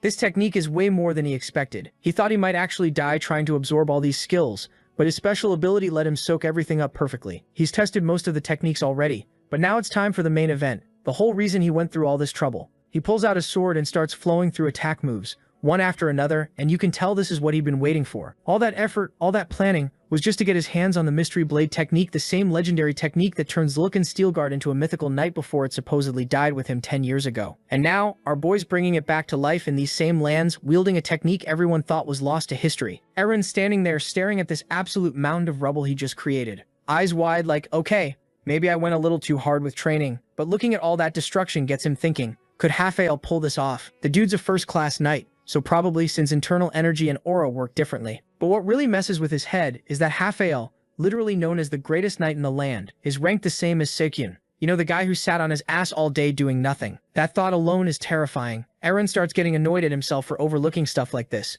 but then it clicks. Wait, he's been looking at this all wrong. He stares at his hands with this huge smile because of all these insane skills. They're his now. Time to actually see what he's working with. So he goes full training montage mode, testing every technique one by one, and he's loving it. He's running through the forest using the footwork of 1,000 changes. Though something feels slightly off, maybe he doesn't fully understand the system yet, but whatever, the skill is still broken. He punches the ground and absolutely obliterates it, rocks flying everywhere, thanks to the breaking fist of despair. Then he stretches out his fingers all concentrated and checks out Golden Wheel, which he thinks is kind of the weakest skill, but at least it shows pressure points, so it might be useful later. He's wiping sweat off his face, exhausted, thinking about how all 5 techniques work with continental martial arts. But then he starts second-guessing himself. Is he wasting mana by training internal cultivation? He decides not to overthink it because martial arts draw way too much attention anyway, and now's definitely not the time to stand out. The more he thinks about it though, this is actually a win-win situation. The internal cultivation of Danyan and his heart's mana could both be clutch in different situations. He's scratching his head, realizing he basically needs to train twice as hard now, and he's chuckling to himself, wondering if he can actually combine these two completely different techniques since they use the same energy points. Worth a shot, right? He closes his eyes, focuses, and starts mumbling some philosophical mumbo-jumbo about mirages being close yet far. Next thing you know, there's this bright ball appearing in the darkness with sparks flying around it. He still can't see the full picture properly, but then his hands start glowing straight up silver, and Erun's genuinely surprised seeing this silver aura manifesting. Cut to a bit later, and Erun's back at the castle and heading upstairs. And he's having one of those shower thought moments where the more he thinks about everything, the more questions pop up. But honestly, getting revenge and feeling good about it is the best he can hope for at this point, so he's rolling with it. Mid-staircase, some servant comes sprinting up in full panic mode, saying he's been searching for him all morning like his life depends on it. Erun's just like, chill bro, I was out for a walk, and asks what's got him so pressed. Turns out Daddy Dearest has been looking for him, and this servant's practically on his knees begging Erun to haul ass to his office ASAP. Our boy's confused why his dad wants him this early, but heads over anyway because you don't ignore those summons. He knocks, gets the come in, and finds his father grinding away at paperwork while Kaloy, the overseer, is standing next to him. Erun's thinking how Kaloy's this calm, useful dude who manages the estate, not a knight but still dangerous with a sword, basically his father's right-hand man and personal stalker. His father Lullavedan looks up, immediately clocks that Erun's been training, and says he likes that energy. But then Aaron tenses up hard, because standing in front of his dad is like standing next to a damn supernova. This man's at the heroic rank, and for context, there's this invisible wall between awakened and heroic that most people never break through, so yeah, daddy's built different. Cut back to the present, and Lelevaden hits him with, "Didn't you say you had other paths you wanted to pursue? Training since dawn seems a little off-brand for you." And Aaron explains there are different paths, and he doesn't have to pick just one, like this is some single-class RPG. His father points out he's chasing 2 rabbits, the sword and trade, which aren't exactly beginner-friendly skill trees, and his eyes widen as he tells Aaron he's curious how many more times he'll manage to surprise them. He had thought that it was Darren that had the merchant skill in the family, but it turned out that he was wrong. Then he asked our boy why he was hiding it all this time. So our boy once again drops some philosophical BS about a nail sticking out getting hammered down, so it's better to keep that power level hidden. The praise ends there though, because now comes the ass-whooping portion of this meeting. Lelevaden asks if Arun knows about his mistake, and Arun nods. He admits that he was wrong using the family name to conduct trade,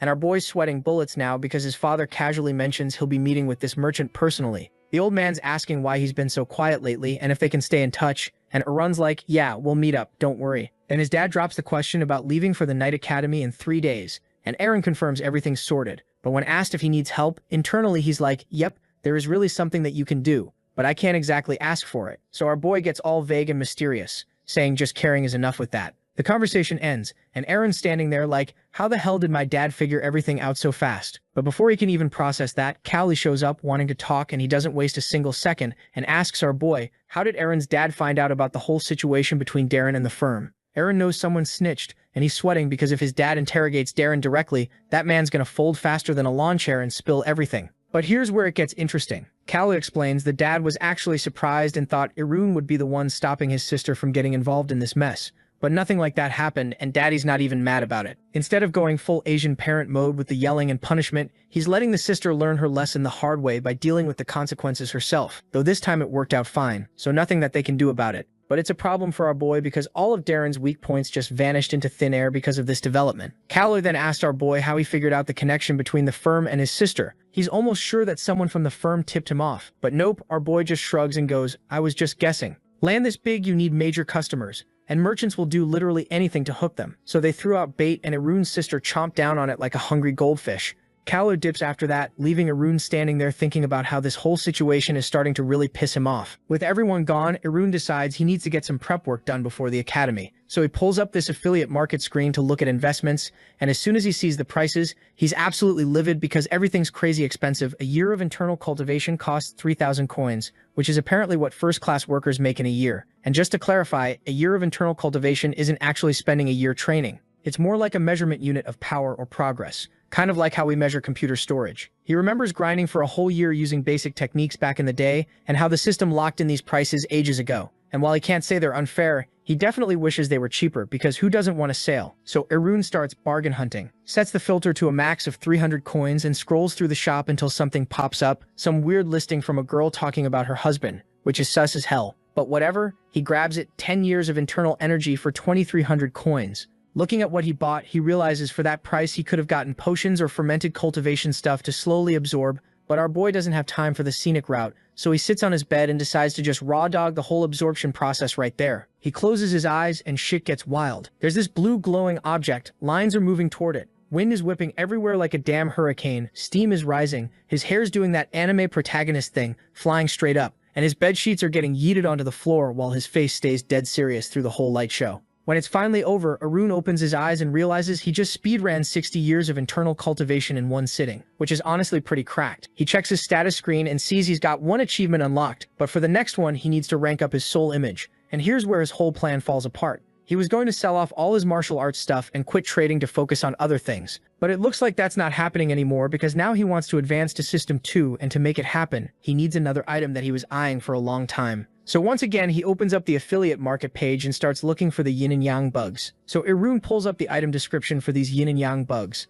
and realizes he needs to do some research before dropping coins on this. So he hits up the seller in chat like he's sliding into DMs, and this guy starts dropping absolute lore bombs. Turns out these aren't just regular shop items, they're actual living organisms, and the bug part of their name literally means loneliness because they're parasites that live inside people and completely mess with their heads. The seller explains that if someone absorbed these bad boys, they'd basically lose all hope and feel like their entire life is crumbling. But you can use these bugs to completely reprogram someone's personality. Like you could turn an honest, generous person into a lying, greedy scumbag, and it works both ways too. So theoretically you could fix terrible people. Though let's be real, nobody's using evil mind control bugs for charity work. The way the seller was talking started weirding Irun out, so he activated his Eye of Insight ability to get more intel on this dude, and boom, a bunch of system windows popped up with info about him, plus some sketchy details about soul images and evil god stuff. And after reading through all that, our boy was 100% certain this guy was absolutely unhinged. But you know what? That somehow makes him more trustworthy because at least he's honest about being a psycho. The blood demon keeps yapping about the bugs and eventually drops this crucial warning: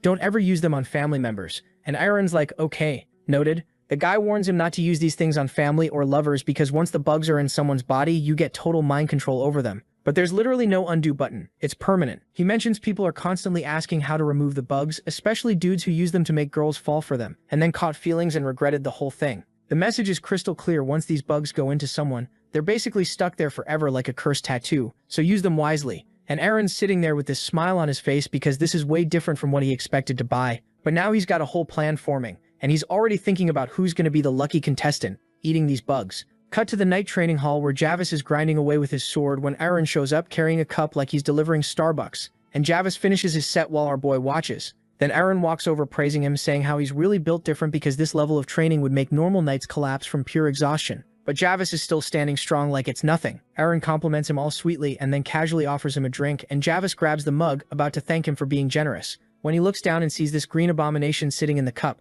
there's green liquid that looks absolutely vile, and he's immediately thinking his throat's going to be destroyed after drinking this toxic waste. He turns to Aaron, about to politely refuse because hell no. But our boy hits him with the ultimate weapon. Extra cute shining puppy dog eyes, and one look at that face and Javis knows he's cooked. There's no escape. So he chugs that disgusting concoction down while internally dying the whole time. Aaron's watching him like a proud parent and says he made it especially for him and that it'll be good for his body, totally not suspicious at all. Javis hands back the empty cup and thanks him, even though Aaron can tell he's absolutely not grateful and probably wants to throw up. Then Aaron asks for a favor. He wants Javis to move away from the palace, and Javis is confused but agrees because what else is he going to do after drinking mystery green sludge? They head into the forest and Aaron asks Javis to show him his aura, and Javis thinks this is kind of adorable. Like Aaron's just being a curious kid wanting to see cool magic tricks. He pulls out his sword, tells Aaron to step back for safety, and concentrates hard. And then his sword starts glowing as he activates his aura like he's powering up in a shonen anime. Aaron's watching real carefully thinking, yeah, this is exactly what you'd expect from the Ace Knight, a pretty impressive display. But then he starts analyzing the actual quality and density of the aura and compares it to his older brother's level.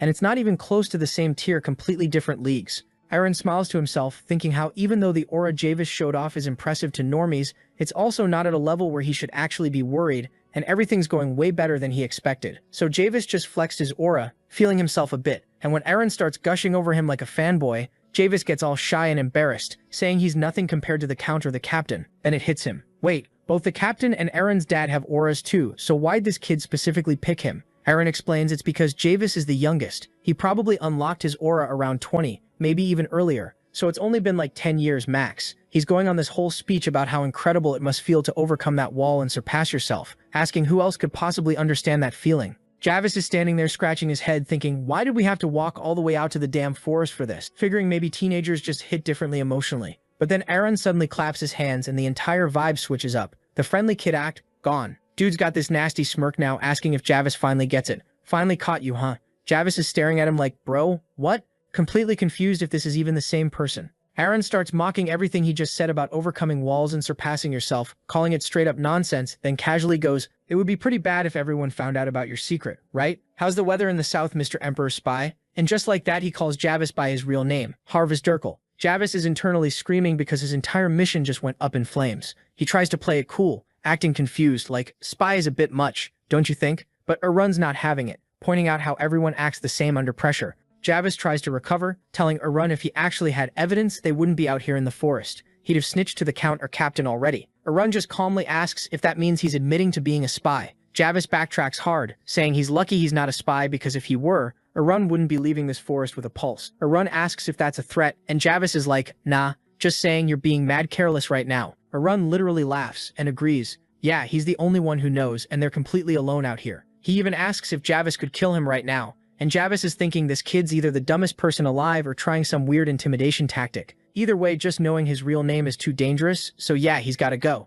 Javis pulls back his sword to end this, swings at Arun's head, and the kid just vanishes. He's looking around completely lost, sword still out, 100% sure he cut him. Then he hears something behind him and barely blocks Arun's strike in time. When he looks up, his whole worldview shatters. Arun's standing there with a sword glowing blue, covered in his own aura. Javis glances down and realizes his sword's broken in half. Arun's mocking him now, asking how he even became a spy when he attacked so obviously and exposed his back like a complete amateur. Javis is on one knee mentally cursing himself out, admitting he never worried about the youngest Steel Guard's son because everyone said Arun was trash, basically useless. Even when they found out he was hiding his talent, it didn't matter because the island's stacked with geniuses anyway. But Aura at 16 years old? Nah, that's different. That's the level of legendary heroes like Lazikon or the current hero Levidon. Javis throws away his broken sword, realizing his life's actually on the line now. Arun looks at him and casually says, "Fist fight then," and tosses his own sword aside too. Javis is shocked this psycho just threw away his advantage. Arun puts his hand out with that same evil grin,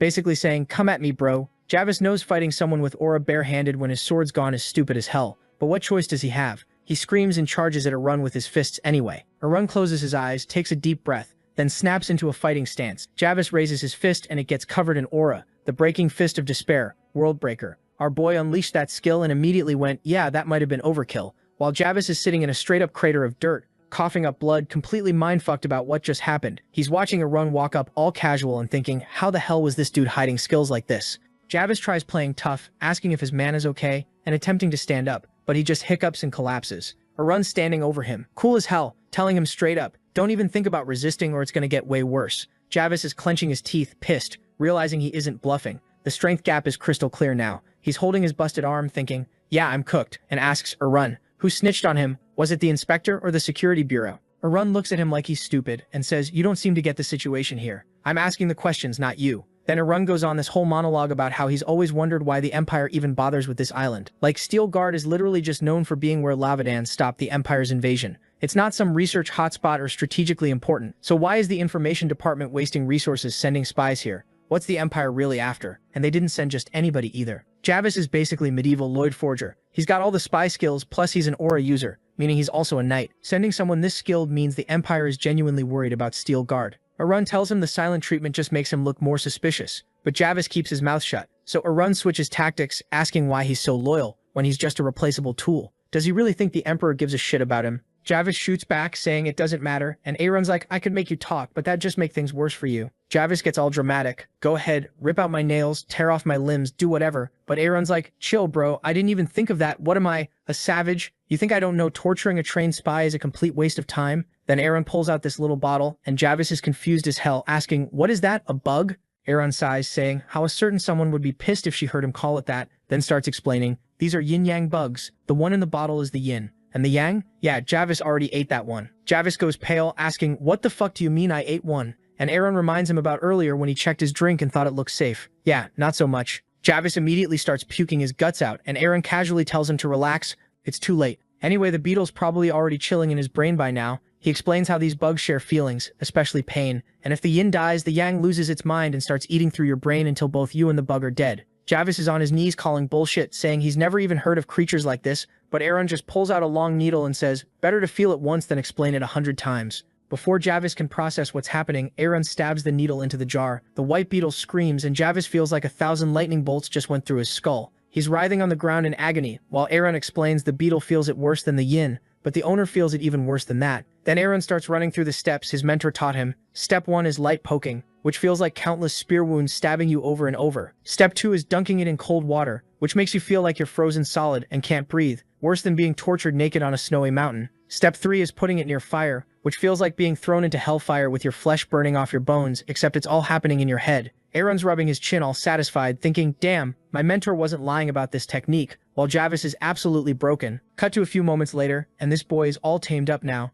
Javis starts spilling everything. He admits being a spy, drops his real name, and is ready to be questioned. Arun asks him straight, why did you come to Steel Guard? What does the Empire want? Javis spills like a broken faucet, explaining the Empire's terrified of a second Lavadan showing up. See, the Emperor is the only one with a rank higher than heroic, and since even mythic ranks are lost to history, legendary rank is supposed to be the absolute peak humanity can reach. But Lavadan, the knight who stopped the entire Empire from conquering a whole continent, the Heart of Steel himself became a mythical rank, and then his son also became a heroic rank. Arun's like, yeah, I know all this already. Tell me something new. Javis explains that having a couple heroic ranks isn't the issue, the Empire has those too. Hell, they even have a legendary rank, so that's not what's freaking them out. The real problem? A heroic rank son born from a mythic rank father? You think that's just a coincidence? The Empire started wondering if there's something in Steelguard's bloodline itself that's producing these monsters. So Aaron hits Javis with the direct question, is this the Emperor's prediction? And Javis just goes silent, bowing his head, which confirms everything. Aaron pushes harder, asking for the actual intel, and Javis starts hyping up Kieran, the golden boy grandson everyone won't shut up about. He's going on about how impressive it is that Kieran hit second rank at his age, saying he could reach his grandfather's level, or even his father's. But Aaron cuts him off cold, saying that's impossible. Javis agrees, saying he'd be thrilled if Kieran even makes it to awakened rank because he genuinely believes the bloodline is watering down with each generation. Then he looks at Aaron and drops the bomb. Well, at least that's what I thought until now. Admitting he was dead wrong because our boy clearly inherited the lion's share of that legendary bloodline. Aaron's frowning hard, realizing this spy isn't just slightly off, he's completely missing the mark. The truth? Aaron can only use aura because of that dimensional transaction book he scored. It's got nothing to do with genetics or some fancy bloodline inheritance the Empire's investigating. But what does matter is that the Empire's still actively watching them, which means there's a real chance his father's disappearance wasn't some random tragedy. It might be the whole reason Steelguard fell in the first place. That disappearance became Navarro's biggest unsolved mystery, and Aaron never cracked it even in his past life. Now he's connecting the dots. The Empire isn't just spying, they're actively trying to prevent a second Lavadan from rising, which is a whole new plotline he wasn't expecting. Cut to Daddy Dearest was doing his mental training indoors when suddenly he screamed out in pain. This has been happening way too often lately. He wipes his mouth and sees blood on his glove. He doesn't know when it started, but training gives him brutal headaches now, and that blood proves things are getting dangerous. Worst part, he can't shake it, and resting does jack shit to help. He's wondering if it's some internal injury he ignored, or maybe even a demon of the mind screwing with him. Right then, Kaloi interrupts, apologizing for breaking up his training, but saying this is urgent. Lavadan stands up, asking what happened, and Kaloi drops it. Your youngest son came back. Lavadan's like, okay, and Kaloid's freaking out, saying he's with the merchant Ulaf, and he discovered the Imperial spy. Lavadan's face drops when he hears his youngest somehow drag back an Imperial spy. Next thing we know, we're at the White Palace rising through the clouds with this whole dramatic scene on the steps. Aaron and the warden are standing there. Below them is Aaron's crew, including some dude in a white cloak bowing, and another guy's just straight up dead on the floor. All the siblings are staring in shock at Javis's corpse lying there covered in blood. Lavadan takes one look at the body, realizes the spy's actually dead, and Aaron immediately bows, apologizing that he tried to save the guy's life but failed. His father tells him there's no need to apologize and to go get treatment, but Aaron insists he's fine, so Lavadan demands the full story. Aaron turns to this hooded dude sitting next to him and introduces him as the Mana Stone seller. The hooded merchant's just chilling there with his eyes closed while Lavadan says he's heard of this guy. Aaron explains, he went to late to meet this seller. They left together but something felt off. Someone was tailing them. People around are confused, asking why anyone would follow a random merchant all the way here, and Aaron explains, he lured the spy to a quiet spot and confronted him, which is when the bastard pulled his sword. Lavadan asks how Aaron even knew it was a spy, and Aaron boy hands over a folded piece of paper, calling the butler to pass it to his father. Everyone's just frozen in shock as Lavadan reads it, humming thoughtfully before looking up and confirming that, yeah, just like his son said, this knight was definitely a spy. Kieran loses his absolute shit, asking if what's written is actually true, and Lavadan explains it's some kind of code the Imperial Information Department uses. He's seen this type of thing before. Kieran reaches out, asking, but what if it's just coincidence, just a random copy? And Lavadan gives him this disappointed dad look. That makes even Aaron go quiet. Lavadan stares at his eldest son, asking if it looks like Kieran doesn't want this information to go to the Empire. Kieran gets defensive, saying, of course not. The Empire's a problem we need to deal with. But Lavadan asks if that's the real reason. Kieran insists it is, but Lavadan's already reading him like a book, thinking about how some people always believe in the best outcome no matter what. Like assuming it'll rain tomorrow just because it didn't rain today. That's fine for regular people. But he looks at Kieran and says that's not how Aaron thinks. If there's no rain, you prepare for a drought. That's how a leader thinks. He asks Kieran if he understands, and his son exhales, looking down and muttering, he gets it. Lavadan then tells Aaron this was excellent work, and Aaron plays it humble, saying he just accidentally caught the spy. Meanwhile, Kieran's standing there clenching his teeth in pure rage, frowning and mentally cursing Aaron because once again his little brother just made him look like a complete clown in front of their father. So the scene cuts to our boy's room, where he's sitting on his bed, honestly kind of shocked they actually locked him up in there. He's got a tiny scratch and everyone's treating him like he's on his deathbed. Potions after every meal, mandatory checkups, the whole 9 yards. His dad personally ordered all of it. Then Aaron turns to Javis and asks how long he's planning to keep that mask on. So Javis pulls it off and just stares at it all, surprised. It's only been 1 day with our boy. And Javis keeps getting hit with shock after shock. First, Arun's insane strength. Now this whole spy operation. Seeing Javis examining the mask, Arun casually tells him to be careful with it, since that mask is basically his lifeline now. And if he ruins it, tough luck, because Arun can never recreate that exact face again. Javis is confused at first, then it clicks the mask is made from real skin. The guy completely freezes up, hands shaking, and drops the mask in full horror mode. Arun just watches him panic and calmly reminds him that yeah, the mask is his lifeline, so maybe don't drop it. Javis pulls himself together enough to ask why Arun keeps hiding how insanely powerful he actually is. Arun shrugs it off. He's only 5th rank and people are already acting weird around him. So imagine if he showed what he could really do. He tells Javis straight up that there's only so much pressure a chisel can take before the stone just breaks. But Javis doesn't see it that way. He's like, bro, you're a descendant of Lazakin's steel guard, implying Arun could flex on everyone if he wanted to. Javis gets this look like he's about to suggest something, and Arun immediately shuts it down, tells him to stop being cocky and asks if he seriously wants to become some walking billboard that drags the Empire's attention their way. Javis backs off real quick, and then Arun holds up this little bottle with a larvae slug inside it, and just smiles, basically saying Javis is already in his pocket. The guy goes pale but knows he's got zero leverage here. He hands over the spy report he wrote, which calls Arun a complete nobody with zero progress, a nitwit retard with a trash brain, which, fair, was the plan. But Arun still acts mildly offended about it just for fun. The report mentions everyone's progress except the female steel guards, and apparently everyone except our boy is doing fine. Arun skims through it and mock complains about the insults, so Javis immediately gets defensive, saying it was Arun's idea to lay low in the first place. Arun's like, yeah, but you have to bury the lies between truths being too obvious is just as dangerous. Javis offers to adjust the report to peg Arun at around 6th or 7th rank instead of complete trash, and when Arun asks how he'll even send reports without a comms manager, Javis mentions he knows an agent in Acadio. Arun basically goes, cool. Looks like we're taking a trip soon then, and sends him off. But in his head he's wondering if this is even a good idea or if Javis would make a decent double agent. He figures he'll keep tabs, and if Javis ever flips back to the Empire's side, well, there's always that bug in the bottle. Right after Javis leaves, Arun hears footsteps, and his dad Levidan walks in, hair all messy, asking how he's doing. Arun's genuinely caught off guard, like visibly shocked because this kind of thing just didn't happen between them. Not in this life, not in the last one. He's used to distance from his dad, so having him just sit down on the bed next to him feels completely foreign. Arun plasters on a smile, saying he's totally fine thanks to all the potions, and tells his dad not to worry about pushing back the trip. Levidan goes quiet for a second, then gets to the point they found where the spy was hiding. Apparently his guys were up all night tracking it down and discovered the spy was disguised as a merchant. He says they're bumping up the guard numbers because of it. Then still sitting right next to Arun, he tells him it was all because of him. Arun tries to brush it off like it's nothing. But Levidan cuts in and says, yeah, Arun did something huge, but that doesn't mean he gets to go risk his life like that, because losing him isn't something Levidan is willing to accept. Arun's sitting there looking at his dad and his brain just starts doing comparisons. Past life Levidan was cold, distant, basically stone-faced. This guy in front of him is completely different. And then it hits him, hard. During the fall of Steel Guard, he could remember every face that was there. His brothers, sisters, everyone. His dad wasn't one of them, because Levidan disappears 2 years from now, when Arun's away at the academy. The only memories he has of him are from childhood, so this whole time Arun's been misreading him, keeping him at arm's length, and now he's sitting right next to him, realizing he had the guy all wrong as he was deep in thoughts. His dad speaks, breaking the silence, telling him that based on how Arun's been handling himself lately, he thinks he'll be fine in the capital, but still tells him to be extra careful and watch his back out there. Arun looks at him with this quiet sadness, thinking his dad's the one who actually needs to be careful. Levidan catches him staring and asks what's wrong,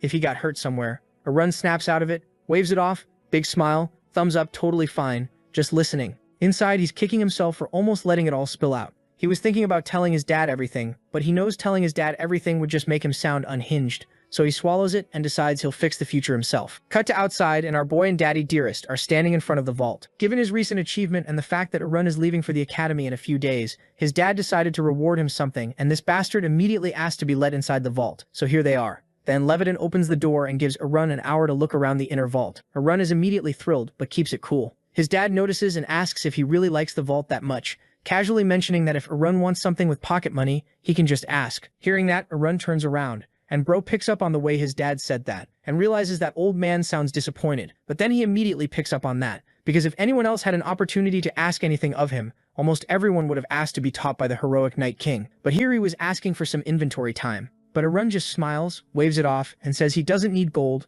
just wants to look around. He feels a little guilty about it, mentally apologizing to his dad, knowing that everything he's saying is technically a lie since he already knows this place from his past life. Levidan laughs softly, says that's good, and heads outside to wait. And just like that, Arun's alone in the vault, reuniting with shelves full of stuff he remembers like old friends. He wanders through the aisles, checking things out, rare items, not necessarily expensive ones, but unique ones. He spots the commander's shield, a royal gift with morale-boosting magic, strong enough to rally an entire army. Arun looks at it and immediately clocks the politics behind it. The king gave them a shield, not a sword. They were meant to protect him, not fight for themselves. His grandfather figured that out eventually and tucked it away in here. Then he finds his grandfather's actual gear, a black shield, a kimono, and the sword called Dark Sky, a narrow blade with a red and gold hilt. He reaches out mentally with his inventory system and notices it's nearly full. His left eye goes red as he checks 763 out of a 1000 capacity. Time to upgrade. He drops 200 coins to hit level 2, then 500 for level 3, and nearly sleepwalks into spending 1200 for level 4 before catching himself. He stops there, telling himself not to be reckless with money even if he has it. The upgraded inventory looks like a dingy room with a wooden door and a stone floor, and Arun is deeply unimpressed given what he just spent. He picks up Dark Sky to check its stats. Eternal Dark Steel took a blacksmith over 100 days, can't be cut even with an enhanced aura, and holds the spirit of its master. Arun grins, confirming what he suspected his grandfather was part of the same system he's in, a dimensional traitor, and Dark Sky has been with him since the beginning. He puts it back, satisfied. Then his face drops. He got so caught up that he almost forgot why he actually came here. He starts looking in the vault for the Dimensional Traitor book. As he's looking around, he's thinking he has to destroy it if it goes in the hands of one of his siblings. Things could go downhill like they did in his past life, and he absolutely can't let that happen. A little while later, Arun's tearing through this vault like a man possessed, checking every shelf, every nook, every cranny, and still nothing. The Book of Transactions is straight up ghosting him. He's getting desperate now, crouching down to check the low cabinets, and then this man literally gets on the floor, belly down, stretching his arm under a shelf to grab whatever he spotted back there. He's grunting, reaching, probably getting dust all over himself, and finally his fingers close around something. For a split second, his heart jumps. Maybe this is it? Nope, it's a black egg, just sitting there. Shiny, weirdly heavy, almost metallic looking. Isanadrin stares at this random egg for a moment with the most what the hell expression, decides this is absolutely not his problem right now, and just shoves it back under the shelf like it's somebody else's science project. Whatever, he's got bigger fish to fry. After ransacking the entire place, he finally accepts the truth. The Book of Transactions isn't here. And honestly, that's actually fantastic news because it means he's the only person with access to the spatial exchange system. He lets himself feel a little smug about having this massive monopoly, but that satisfaction lasts about half a second before his brain latches onto the next unsolved mystery that's been eating at him. How the hell did he even travel back in time? And more importantly, how did he get connected to this whole spatial exchange thing in the first place? The only lead he's got is that bookmark of Wish. This blue-violet bookmark with a fancy talisman that he remembers from right before everything went black in his previous life. He was sitting there bleeding out in so much pain, the memory's basically a blur, but he's pretty sure he wished for a second chance. He also thinks he wanted to monopolize spatial trade. But here's the problem, the bookmark only grants one wish, not two. The math isn't adding up. He stands there trying to piece it together, absently patting himself behind the ear like that's gonna shake loose some hidden memory, and eventually just gives up. He's not solving this mystery today, so we might as well move on. Since he's already in the vault and came all this way, Arun figures he should at least grab something useful before he leaves. He wanders back through the shelves, eyes scanning over his options. He passes by his grandfather's legendary sword, Dark Sky, stops to consider it for a moment, and then shakes his head. Nah, that's too much and too attention-grabbing. He looks at some magical artifacts scattered around, mentally runs through whether he actually needs any of them anymore, and decides he's good. Then he glances over at a shelf stacked with books and wonders if maybe he should just take his grandfather's old research notes. Those could be valuable. And that's when the black egg from earlier decides to make a comeback. It literally rolls out from under the cabinet again and bumps right into his foot like it's got a personal vendetta. Arun looks down at this thing completely baffled. He definitely shoved it back under there. It doesn't have legs, it's an egg, and yet here it is rolling up to him like a lost puppy. Then it clicks this vault belonged to his grandfather, who was literally the greatest spatial merchant to ever exist. Of course, there's weird, unexplainable stuff in here. That's basically on brand, so he picks the egg back up, this time actually curious, and tries scanning it with his inventory system to see what it is. The scan comes back completely blank. Now that gets his attention because his system might only be level 1, but it can still read most things. If it's drawing a complete blank, that means this egg is from a higher dimension than anything he's encountered before. He holds it up, activates his Eye of Insight skill. His left eye flashes red as the ability kicks in, and the absolute second he sees what this thing actually is, his entire expression changes. We don't get to see what he saw yet, but judging by his face, this egg just became very, very important. Cut to the next scene, and it's time for Aaron to leave Steelguard Mansion and head to the Royal Academy in the capital. In his past life, this exact moment was basically a farewell party celebrating his departure. People whispering finally we're free of that trash, laughing behind his back, two girls saying someone like him never changes, and Steelguard was better off without dead weight like him. He remembered walking through all those contemptuous stares and sneers, feeling like absolute garbage, knowing nobody would miss him. But this time around, completely different energy. The people seeing him off actually look sad. They're telling him to stay safe, take care of himself, and come back and visit. Arun waves at them all with this genuine smile on his face, actually touched by the whole thing, thinking about how wild it is that just a few weeks ago, he was the most hated person here, and now he's somehow become Steelguard's hope for the future. He lets himself feel quietly proud of that transformation. His sister Karen pulls him aside while everyone else is loading up the cart with his stuff. She asks if he's happy about leaving, looks at him with this warm expression, and reminds him it's going to be 4 whole years. He laughs it off, telling her he'll be back for holidays, no big deal. Then Karen goes full big sister mode and just starts rattling off this entire checklist. Prioritize your health when you're traveling. Make sure you wash your food properly. Don't leave laundry piled up everywhere. Remember to be polite to people and be careful out there. Idrun just nods along quietly, letting her get it all out. She smiles softly and admits she knows he'll be totally fine, but she can't help worrying because he's the youngest and that's just what older sisters do. Then she takes his hand and places this small bag tied with gold thread into his palm. Money. Idrun looks at it nervously and tries to refuse, telling her he already has a decent allowance from the family. She just brushes him off, saying she heard it might come in handy. He thanks her, genuinely grateful, but then his brain catches up and his face goes completely stiff. Wait, hold on. His sister shouldn't have this kind of money just lying around, so where did she get it? He looks at her more carefully this time and notices something's missing. That ruby pendant she always wore around her neck, gone, and suddenly it all clicks. What she did to get him that money, and honestly I'm starting to question my own family setup, because our sister's supposed to be this good, because the one I got delivered at home just eats all my food and yells at me all day. Pretty sure I got a faulty model. A few moments later, and Irun's sitting in the carriage staring at that little pouch Karen gave him, and he just feels like absolute shit about it. It doesn't take a genius to connect the dots. That was her ruby pendant. She sold it to get him this money. Now logically speaking, it wasn't some ancient family heirloom passed down through generations or anything that dramatic, so there's no real reason this should be hitting him as hard as it is. But it does. He leans back in his seat, crosses his arms and tries to rationalize it. He already knew how much she cared about him. This shouldn't be a surprise. Then he thinks about what she's actually dealing with right now. Steelguard doesn't even have a proper headmistress at the moment, so Karen basically stepped up and became one herself. She probably felt like it was her duty as the eldest to send him off properly,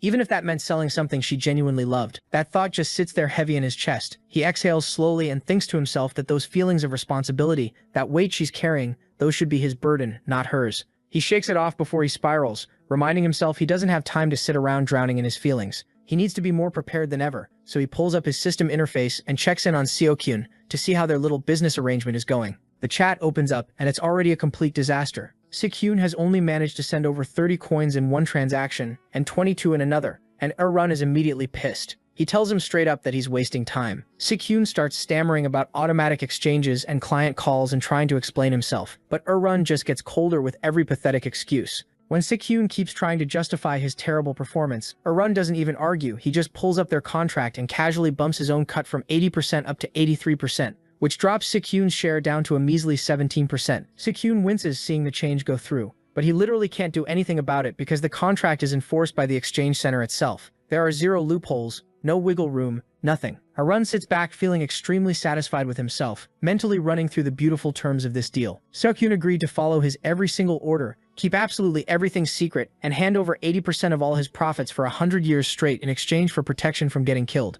100 years of basically being a corporate slave. Lloyd would be so proud of this level of exploitation. And here's the most beautiful part of this whole setup. Seokyun has already gotten so used to the money and the upgraded lifestyle that even at 20% he would never quit. He's hooked. Erun smiles to himself, thinking he's basically like a piece of candy that never runs out. Then Seokyun actually delivers something useful for once. He found the book Erun needed. It's called Evangeline's Breath, and it was created by this legendary swordmaster from Earth 3884 named Evangeline, someone who apparently conquered an entire world by herself. The backstory is kind of badass, actually. She got frustrated that basically every martial arts technique in existence was built specifically around the male body structure, so she said screw it, and created one designed specifically for women instead. And apparently during that process she discovered something absolutely incredible, but the explanation just cuts off right there. Our boy is obviously curious as hell to find out what she discovered, so he tries digging deeper using his Eye of Insight ability to pull up more information, but he hits a wall, no additional data comes through. He asks Seokyun about it, and Seokyun cheerfully mentions that whoever wants to actually use this book would need to be at least 3rd level in their cultivation to even attempt it. Erun immediately snaps at him, asking who the hell he's calling 3rd level. Seokyun clarifies that if someone can't properly use sword chi yet, they're probably sitting at 3rd level. Erun goes quiet for a second, then tells him to shut up, because his internal energy is literally at level 3 right now. Seokyun almost starts crying, asking whose fault that even is at this point. Then he asks about the stability of the technique, because the last thing he needs is something that'll blow up his meridians. Seokyun reassures him that it's gentle and flexible with a really low risk of internal injury, so it should be safe. Good enough. Seokyun also mentions he barely managed to get this one, had to reach out through a whole network of friends and contacts, and finding something better would be nearly impossible at this point.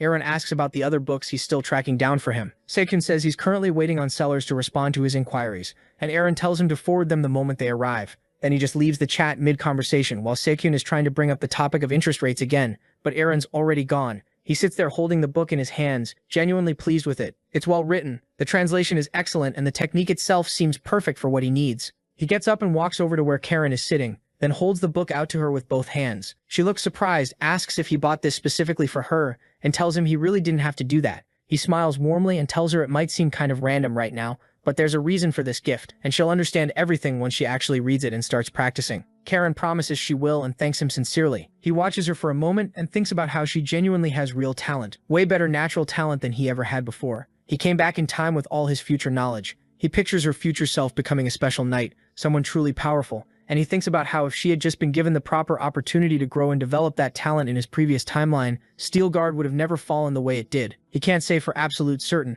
Becoming a truly great knight is incredibly hard and requires more than just talent, but he knows deep down that his sister won't waste a real opportunity when it's actually placed right in front of her. He thinks about everything else he could potentially give her eventually to help her grow even stronger access to the system, another high-level martial art technique, top-tier mana stones to boost her cultivation, but not right now. The timing has to be exactly right for those things. He claps his hands together, feeling satisfied with this decision, then almost walks away before suddenly remembering one last extremely important thing. He turns back toward the crowd of people still gathered to see him off, points 2 fingers at his own eyes in that classic gesture, then slowly turns those fingers toward Darren, giving her the universal "I'm watching you" signal. Then for good measure he drags his finger across his throat with the most serious expression, silently telling her not to do something stupid while he's gone, or there will be consequences when he gets back. With that, the cavalry hit the road. Meanwhile, our boy's sitting inside the carriage. He's having this whole reflective moment, thinking about how different everything is now compared to his past life. Back then, academy life was basically a slow death, but now, man actually has his shit together. He fixed things with his family. People don't look at him like he's human garbage anymore. And he's leveled up so hard that the gap between old him and new him is about to get even more ridiculous. Then right in the middle of his main character moment, he gets a ping from Sekyun, saying the seller he's been tracking finally hit him back. Arun immediately tells him to patch the call through. And when it connects, he's hyped as hell. He whips out this pitch-black egg and checks the info window. Turns out it's a Bulgasari egg, which is basically a monster that hatches into pure chaos. The description's wild. When it's born, it's weak as hell, practically useless, but it just keeps growing and growing until it becomes this unstoppable force of nature that eats metal and can literally cause natural disasters. But it's stupidly loyal to whoever raises it, so if you train it right, you've got yourself the ultimate ride-or-die companion. It's like having a living natural disaster in the palm of your hand. Then Sekyun drops a file on the seller, and Arun dives right in. The guy's name is Henry. He's an animus from System 4, a 4th-level trader, decent in a fight, and sitting on 418 coins. Arun's immediately suspicious. Why the hell is a System 4 guy hanging around Channel 1? He digs through the Exchange Center records and finds his answer pretty quick. Henry's a mid-tier fighter, ranked somewhere around 3,800, who's been burning through all his winnings on gambling. Arun cracks a smile because this just got way easier than he thought it would be. He hits the call button, and Henry picks up shirtless, holding some random horn like he's in the middle of something weird. The dude's got this cocky energy right off the bat going, oh, so the System 1 guy finally shows up, and Arun's just like, whatever. Show me the item. Henry pulls up this absolutely massive guide called something like the Tamer, more monstrous than the monsters. It's this legendary manual written by the king of the beasts himself, covering every beast taming technique you can think of across 666 parts. Arun only wants part 215, the section on Bulgasari, but Henry immediately shuts that down, saying he can't sell individual parts. He wants to move all 14 parts he's got as a bundle for 2,000 coins. Arun's just sitting there thinking this man has actually lost his mind. If he expects him to drop 2,000 coins just to hatch one damn egg, he doesn't budge an inch. Henry starts doing the hard sell, talking about how this is the book that made the Emperor of Beasts, how it's incredible value and all that salesman bullshit. Arun immediately calls him out on that garbage. The books were written after the guy became emperor, so that whole argument is worthless. He counters with 150 coins for just part 215. Henry fires back saying, the complete 666-part collection is worth over 300,000 coins, and that 14 consecutive parts count as a premium item, so the price is justified. Arun gets it. That part actually makes sense, but he's not about to let this dude walk all over him either, so he decides to go nuclear and casually offers to just buy a copy of part 215 for 100 coins. Henry absolutely loses his shit, screaming about the author's blood and sweat and licensing rights and intellectual property, and Arun's just sitting there wondering if this guy's about to have a stroke. Then Arun actually looks closer and notices the copyright symbol stamped on the book, and it finally clicks. Oh shit, that's actually a big deal. The Exchange Center manages those copyright tags directly, and if you get caught selling bootleg copies of marked books, you're permanently banned from the system, and they strip every single coin you've got. Arun quickly apologizes, saying he didn't see the mark, and Henry rants about how they're cracking down hard on copyright violations now, so copying is completely off the table, and Arun has to pivot. Arun regroups and drops his final offer, 200 coins for part 215, take it or leave it. Henry goes quiet, clearly thinking it over, and Arun just casually closes the chat window with this smug-ass smirk on his face, because he knows exactly what's about to happen.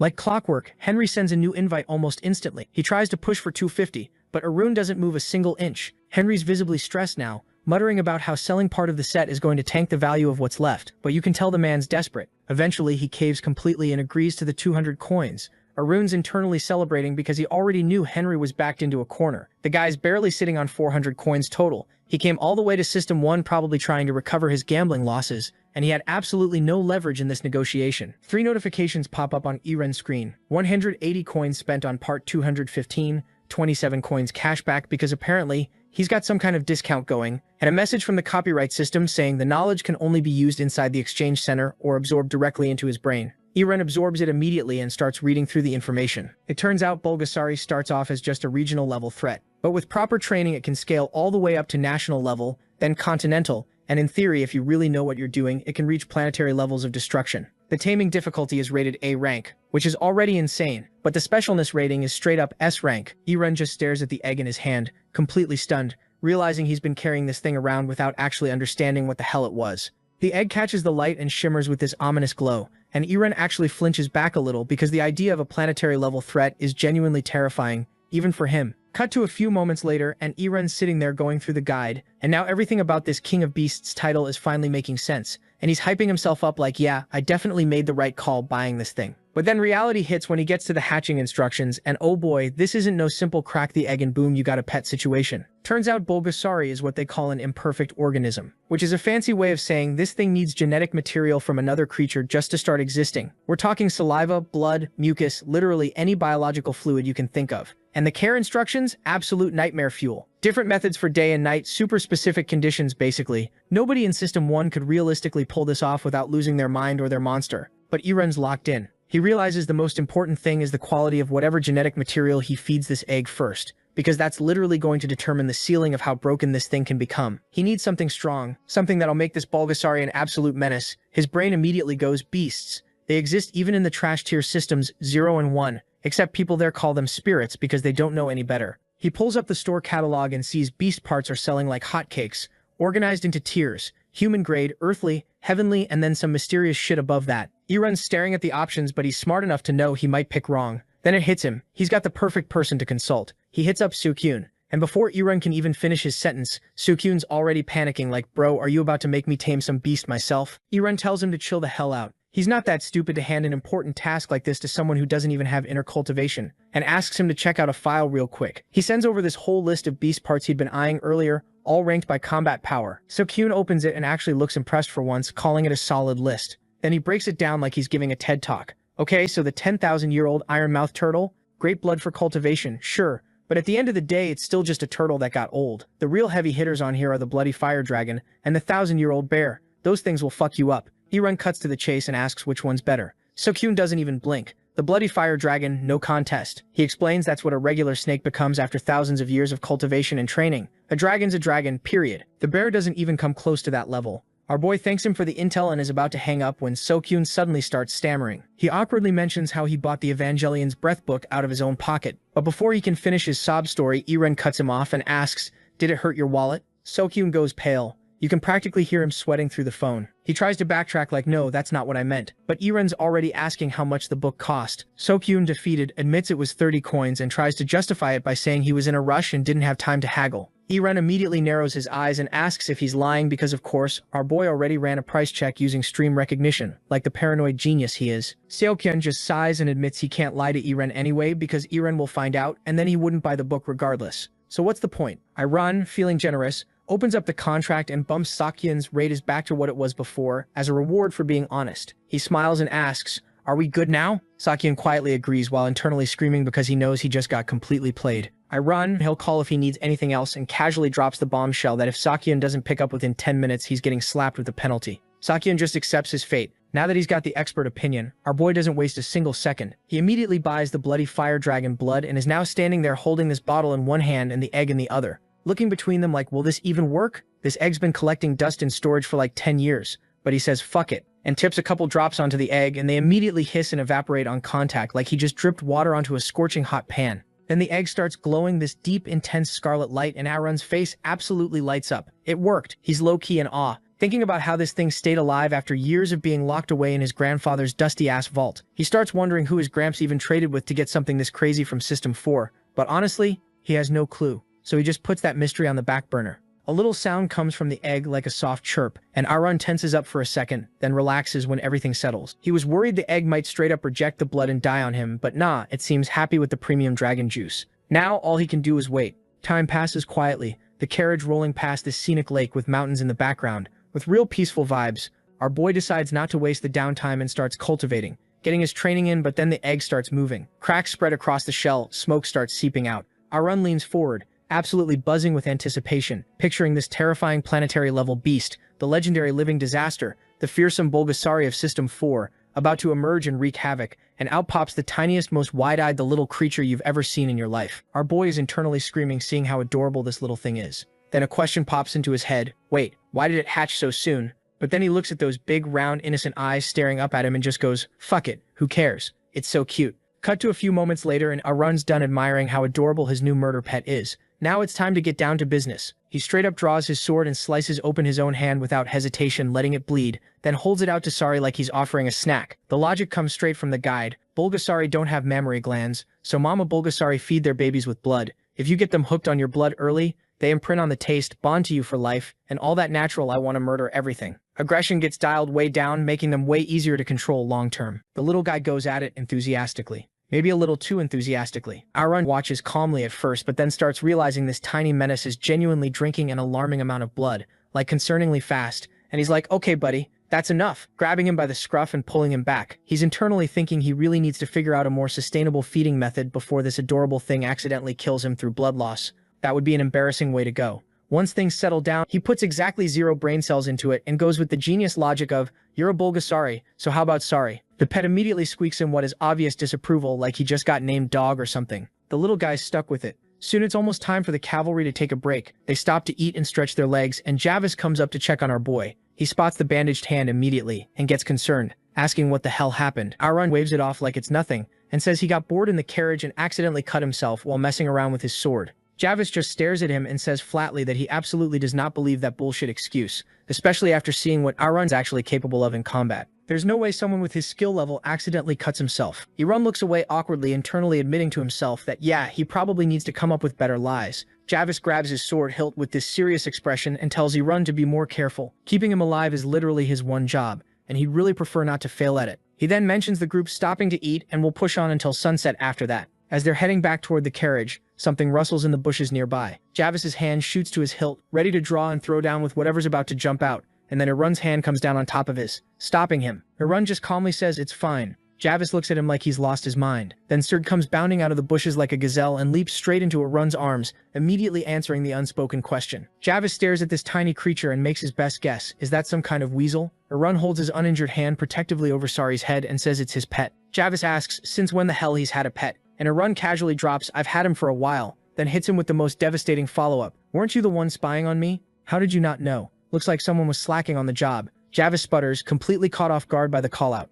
Arun introduces them properly, telling Sari to say hi to the green-haired guy. Sari looks up at Javis with these big, curious, innocent eyes, and Javis visibly starts melting, seeing those adorable round eyes. He reaches out to pet him, probably thinking he's about to have a wholesome Disney moment. The second his hand makes contact with Sari's head, the little guy's expression drops into pure contempt, like Javis just insulted his entire bloodline. Javis yanks his hand back immediately, assuming the animal just straight up hates him for no reason. Arun points out, completely deadpan, that Sari literally just watched him almost draw a sword on Arun 5 seconds ago, so maybe that's on Javis for making a terrible first impression. Javis throws his hands up in defeat, says he gets it, and shuffles off to grab some food, looking properly humbled. Meanwhile, Sari's eyes are literally burning. This little guy was fully ready to square up and protect his biological father. Arun raises his hand and Sari puts his tiny front paws on it, and they just have this moment where they look at each other. Arun thinks to himself that yeah, getting drained was absolutely worth it for this bond. The carriage rolls on through scenic mountain passes and lush green forests, the coastline path stretching out ahead. Arun sits with his arms crossed, deep in thought, running through all the theory from the Emperor's Guide.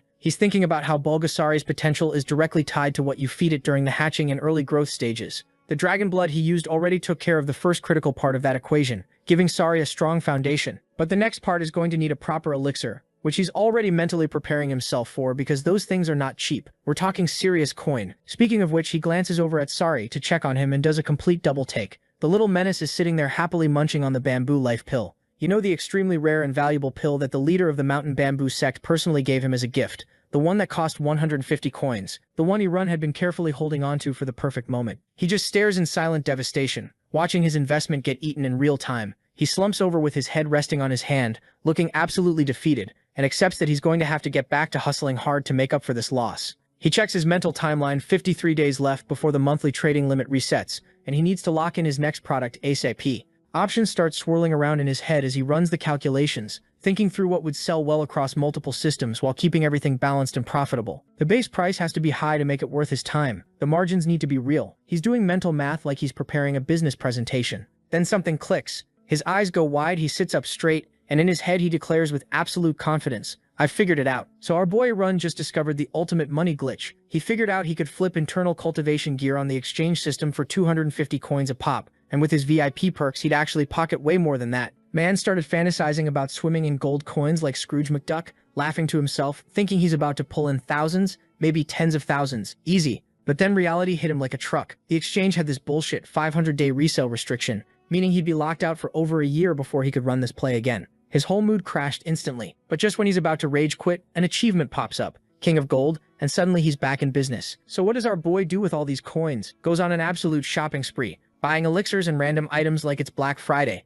hyping himself up because these elixirs have no sales restrictions. Man's already planning his next money-making scheme before he's even finished this one. After the trading madness, Arun turns his attention to his pet and starts dumping colorful elixirs on the little guy like he's feeding a Pokemon rare candies. Sparks are literally shooting from the pet's eyes, and Arun's sitting there looking like he just ascended to heaven watching it happen. He checks the pet's fangs, pokes around in its mouth like a dentist, and confirms everything's growing properly. Apparently when these pets hit a certain stage, their fur and fangs fully develop, and they're officially not babies anymore, and his boy Basara just hit that milestone. Arun's relieved because he can finally stop burning through elixirs on this thing. He does some quick math on where all his coins went, about a third on the pet, another third reinvested into the exchange for future flips, and the rest on cultivation items and general supplies. Then he pulls out this blue paper, some healing magic thing called the second circle of daytime healing magic, and just rips it apart with the biggest grin on his face. Blue light explodes above him, and magic starts swirling everywhere. He closes his eyes, soaking it all in, and says something like, "Chi breathing is good for the soul, but nothing beats this for fixing up your appearance," because apparently in his past life he was the life of every party. Man touches his face and basically admits looks matter, and he's going full pretty boy mode this time around.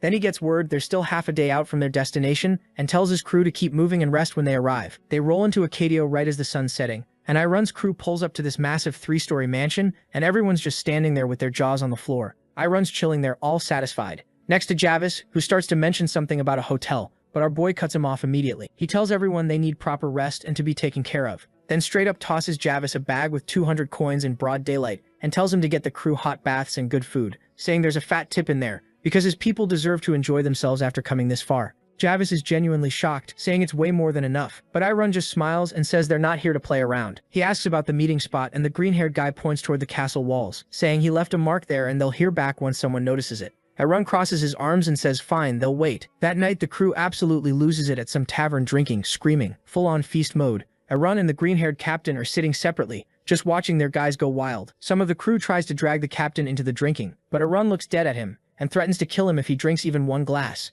The captain goes pale as hell, dramatically presses his fist to his chest, and tells his guys that 1 drink leads to 2, and 2 leads to 3, and they're not fooling him today. The disappointed crew walks off. Then this girl accidentally bumps into the captain while carrying a tray of drinks and apologizes. He tells her to be careful and sits back down. As he's settling in, Irun casually asks if he's still got the item. Javis takes a sip of water and goes, "Who do you think I am?" I got surprised because it is the first time someone bumped into me so purposefully. Night falls and Irun and Javis are already stalking through the back alleys. Javis unfolds this map and starts breaking down how they carved up the city into sections, pointing at a letter T that marks where Trevor is the guy they're hunting down. Our boy Irun hits him with the classic, "You sure this is going to work?" And Javis is all casual about it, saying everything's locked in because he's worked with Trevor before, so there's no reason to stress. He's ready to bounce right now and handle it solo. Irun asks if he's really going alone, and Javis basically schools him on street rules too many. Eyes watching in this city, and if people catch them rolling together, it's gonna raise red flags everywhere. Erun gets it because logically Javis is right, but here's the thing. Logic and trust are two completely different animals. He's thinking about how they've been traveling together and gotten pretty tight, but being close doesn't automatically make someone trustworthy. So Erun throws him a curveball and demands a progress report right there on the spot. Javis looks genuinely surprised and asks if Erun seriously doesn't trust him after everything. Erun doesn't even blink. He just tells him straight up there's no trust between them, it is what it is. But here's where Javis shows he's not just some hot-headed amateur. Instead of getting in his feelings about it, he raises his hands in surrender and tells Erun he can search through the report himself if he wants proof it's legit. Erun goes quiet for a second, processing, then asks if Javis is offended by the whole thing. Javis keeps it real and says he knows exactly where he stands in this relationship, and he's not stupid enough to do anything reckless. Then he drops some actual wisdom. He says his own life matters to him, and he's not about to throw it away over some lingering suspicion from the past. Erun hands the report back without saying a word, and just tells him to get going. Javis bows like the professional he is, and disappears into the city streets. Erun's left standing there in the alley having this whole internal moment, realizing that whether someone's trustworthy or not, you can never fully read what's going on in their head. So Erun pulls out this scroll with a red ribbon,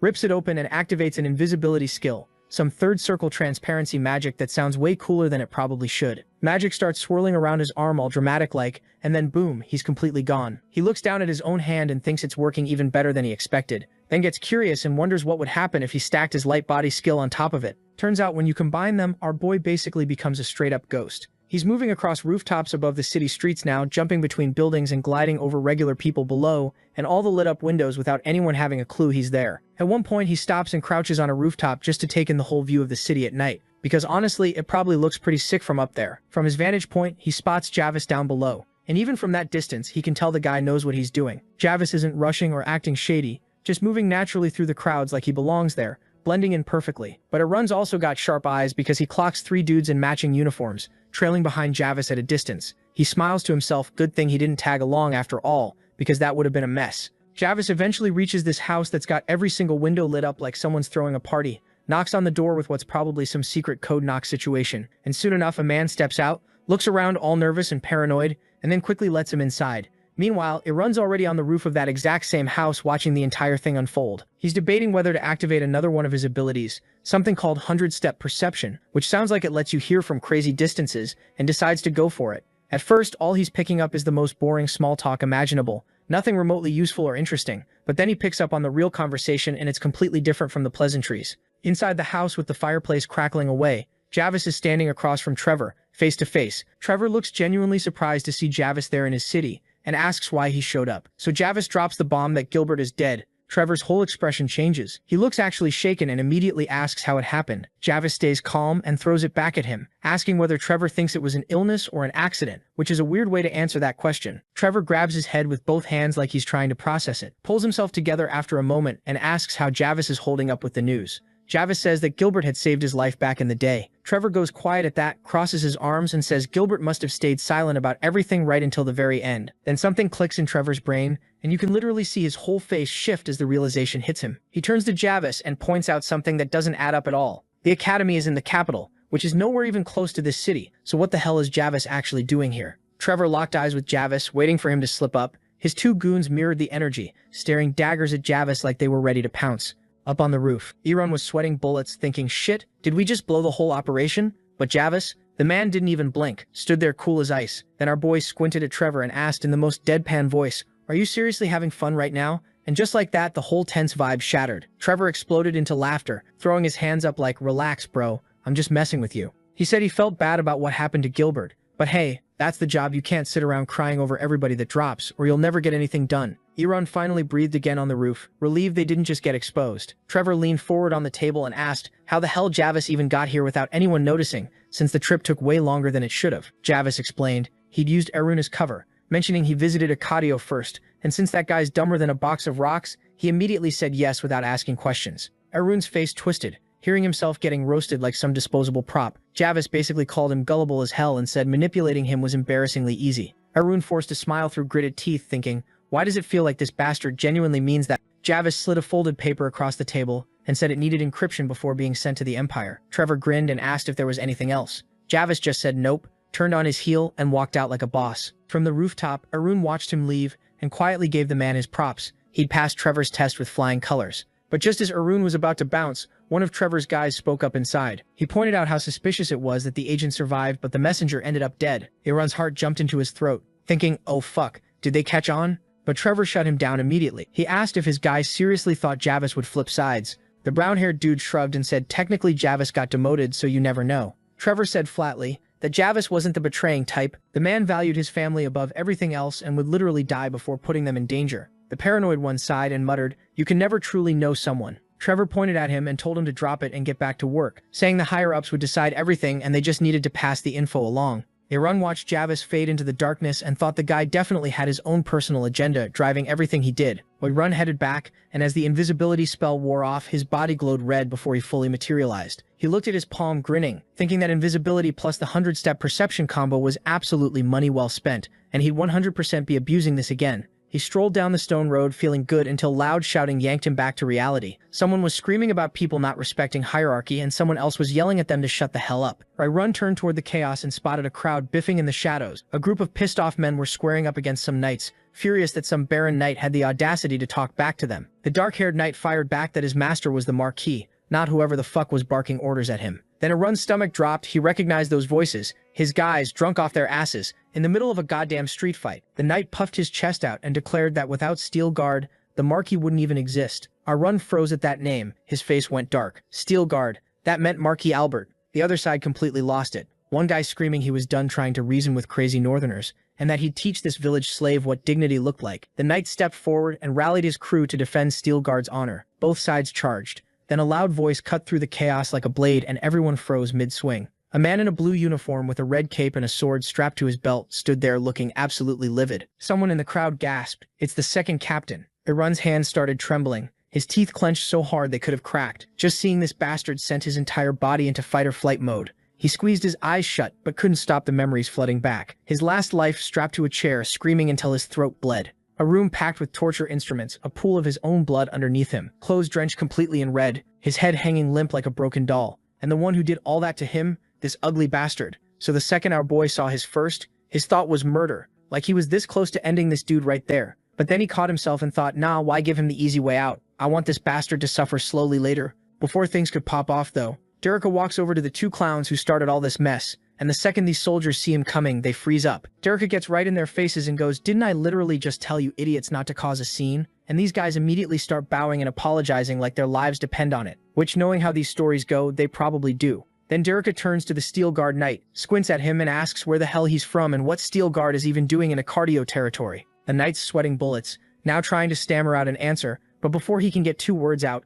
Arun himself steps forward saying he'll take over the situation. The whole crowd, Albert's guys, the knight's random NPCs, everyone spins around, surprised because our boy was using his internal energy in the speech. Our boy walks up all calm and confident and introduces himself with his full government name. Derek is doing the math in his head. A Steel Guard family member being present means this whole situation just leveled up in terms of who he's dealing with. Arun casually explains they stopped in Acadio on their way to the academy because he wanted to check out the second city, then smoothly flips it back and asks why the Alberts are here. Derica steps up, gives basically the same excuse, then immediately starts apologizing for the earlier trouble, trying to de-escalate. But Albert, this absolute moron, jumps in, all indignant, pointing at Steel Guard, going, why are you apologizing? They started it. And the second that idiot opened his mouth, you can see Derica's soul leave his body because he knows this spoiled brat has been coasting on his family's marquee title his whole life, bullying everyone without consequences. But you can't just flex a title on Steel Guard and expect them to back down. There will be consequences. Derica tries to salvage this train wreck by suggesting they all sleep on it and settle this in the morning like adults.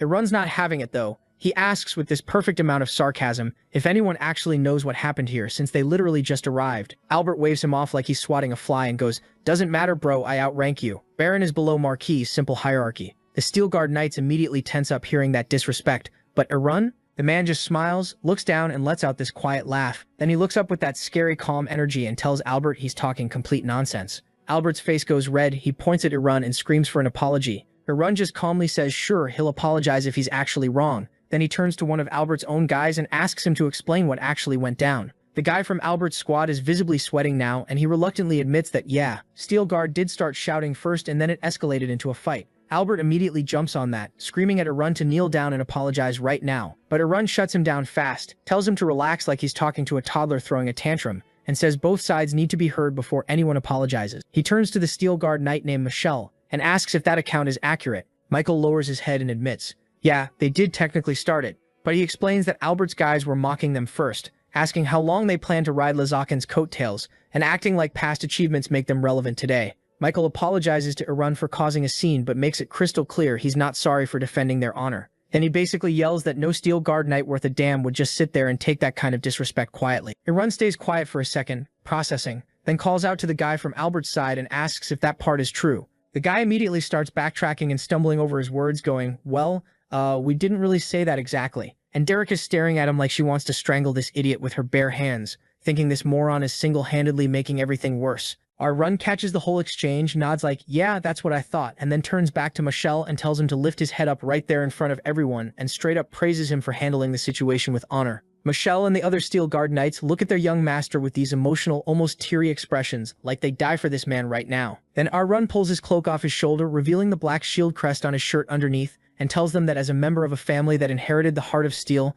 there's no way he's letting this disrespect slide. Albert, Derica, and everyone else just freeze, staring at that crest. Now here's the thing. The Steel Guard family isn't some random noble house you can clown on at a dinner party. These guys have been protecting Navarro since forever, so our boy isn't going to let some pampered rich kid disrespect their legacy. Plus, he's got personal beef with this bastard. They'll fight for anyone who still respects them, and they'll shed blood for anyone who dares to laugh at them. He's staring dead into Derica's and Albert's souls, asking his own knights point blank, do you really think we're worthless? Derica and Albert are just frozen there looking gloomy as hell. And Derica's internally losing his mind because this kid Erun is the same age as his boss Albert, but he's talking like he's been running kingdoms for decades. Derica walked into this thinking Erun was going to do the typical noble kid thing, drop his grandfather's name, spout some rehearsed political nonsense, maybe throw a tantrum. But nope, this kid's standing his ground with the confidence of a war veteran. And Derica's sweating bullets, realizing this anger isn't just hot air, it's backed by one of the most powerful families in the realm. He's standing there thinking, oh shit, this is real Steel Guard blood right here. Meanwhile, Albert's over there grinding his teeth so hard they might turn to powder, silently cursing Erun out in every language he knows. And the second Derica catches that look on his master's face, he knows things are about to go nuclear, if he doesn't do something fast. So what does this absolute genius do? He turns to his own knights and starts absolutely demolishing them. Like bro showed zero mercy. He just starts wailing on his own guys, punching them straight in the face. Boom, one drops. Boom, another one hits the dirt. Erun's watching this whole spectacle unfold and everyone else has their jaws on the floor in complete shock. Derica keeps going until every single knight is on the ground groaning in pain. Then he tells them they screwed up massively by embarrassing Lord Albert's name. The knights are sitting there with swollen faces looking pathetic, begging for forgiveness, and Derica with this cold dark expression tells them they need to apologize to Kunz, not him. He's tearing into them, saying they started this whole mess and humiliated the Marquess in front of everyone. The terrified knights immediately start bowing and apologizing loud as hell to Albert, who's just standing there with his arms crossed, looking annoyed. Meanwhile, Erun's watching Derica work and thinking, damn, this dude's actually pretty smart, because what Derica just did was genius. He completely reframed the entire situation. Instead of it being Albert's fault for having disrespectful subordinates, it's now just some low-level knights causing trouble. By making them apologize, Derica made it look like the beef was only between the lower ranks, not between the noble houses. Erun realizes Derica just backed down without completely destroying his own reputation in the process, so he makes a mental note. Keep an eye on this clever bastard. Albert's had enough of this embarrassment and storms off, saying he's going to bed. Erun's smirking to himself, thinking, well, I didn't really get what I wanted here, so he casually drops, okay then. I'll accept Marquess Lebright's apology. The second those words leave his mouth, Albert freezes mid-step. The Marquess whips around with veins bulging on his forehead, face red with pure rage, and Erun just stands there with the smuggest, most confident smile you've ever seen. Albert's so pissed he can't even form words, he just turns and storms off, while everyone watches in silence. Derica bows his head respectfully and leaves with his master, and the knights scramble to follow. Just then Javis rolls up and seeing how tense everything is, nervously asks if he missed something important. Nobody replies, they all just slowly turn and stare daggers at him. Seeing those absolute death glares, he immediately starts apologizing like his life depends on it. He's like, I don't know what the hell I did, but I'm very sorry. Cut to the next day, Albert's eating breakfast, aggressively cutting his meat and asking Derica about Erun's reputation. Derica confirms, yeah, Erun's known as the absolute worst of the Steel Guard sons, nothing like his dad or his brothers. Total disappointment, apparently. Albert's complaining that rumors are just rumors since nobody's actually seen Erun fight, so why should they care about some kid with a sharp tongue? He admits straight up, he really doesn't like Erun, and questions why Derica made the knights apologize like that in the first place. Derica explains that backing down was the smart play because people still fear the Steel Guard name, and pushing Erun any further could have made the whole situation explode in their faces. Albert grudgingly accepts this logic but says he's definitely going to make Erun pay for yesterday's embarrassment, Nobody disrespects him like that and gets away with it. Then Albert notices something weird. He hasn't seen any Steelguard people around at all. He asks where they went. Darica says they left super early in the morning, like dawn early. He'd offered for everyone to travel to the capital together, since they're all heading the same direction anyway. But the Steelguard crew said they couldn't afford to be late and just bounced. Albert gets annoyed, asking why Darica did something he wasn't even asked to do, making it sound like they wanted to travel together. Darica calmly replies, it made sense to increase security numbers since protecting Albert is priority number one. Albert thinks that's arrogant as hell, puts down his fork, and says he's done eating. Later that night, Albert's knocked out in his room, snoring with his arms and legs sprawled everywhere like a starfish. There are two big windows with no curtains and one of them quietly creaks open. Albert keeps sleeping with his mouth wide open, completely oblivious, until suddenly someone's hand clamps over his face. He starts freaking the hell out, making muffled panic sounds, and when he finally opens his eyes, he sees Aaron looming over him in the darkness with a completely unhinged look on his face, his hand covering the Marquess's mouth. Aaron presses his finger to his lips, and Albert's having a full-blown panic attack, trying to figure out how this man even got into his room. He's feeling Aaron's grip on his face and thinking, where did this skinny bastard get this kind of strength? Aaron's got this creepy smile going, saying he's been fantasizing about the perfect revenge, really wanting to savor it and break Albert down piece by piece. But the second he saw Albert's face just radiating pure envy and hatred, he was like, nah, change of plans. Because looking at him now, Aaron realized this dude hasn't changed one bit from their past life. He's still the same pathetic, jealous bastard. Then we get flashback panels of Albert on his throne, surrounded by knights, and Aaron's remembering how he went full villain mode, attacking the Steelguard family and trying to steal everything they had. Back in the present, Aaron's got that unhinged stare locked on Albert, casually dropping the bomb that Albert's apparently dying tonight. In the flashback, past life, Aaron had grabbed two swords, blocking his way through the knights, yelling at Albert, asking why he was doing all this, like genuinely confused about what he did to deserve this. And this entitled prick Albert just grinned, asking if Aaron really didn't get it. Man was sitting there on his throne, confessing he had hated Aaron from the literal first time they met. Aaron froze, completely baffled, when Albert dropped the most ridiculous reason ever. He simply hated his name. Aaron just stared at this clown, asking if that was seriously the only reason he destroyed their lands and took everything. And Albert said Aaron wasn't any better than him. With his eyes narrowing, he went on this whole jealous rant about how even though he himself was skilled and learned techniques, just because of appearances and reputation, Aaron got welcomed everywhere with smiles and respect. Then Albert's eyes went full psycho as he grinned like a maniac, saying there was nothing special about Aaron. He was broken and pathetic. Aaron just stood there silently taking it while Albert called him a failed lord with no land, no power, nothing. The Marquess spread his arms wide, all proud, announcing he's the great Marquess.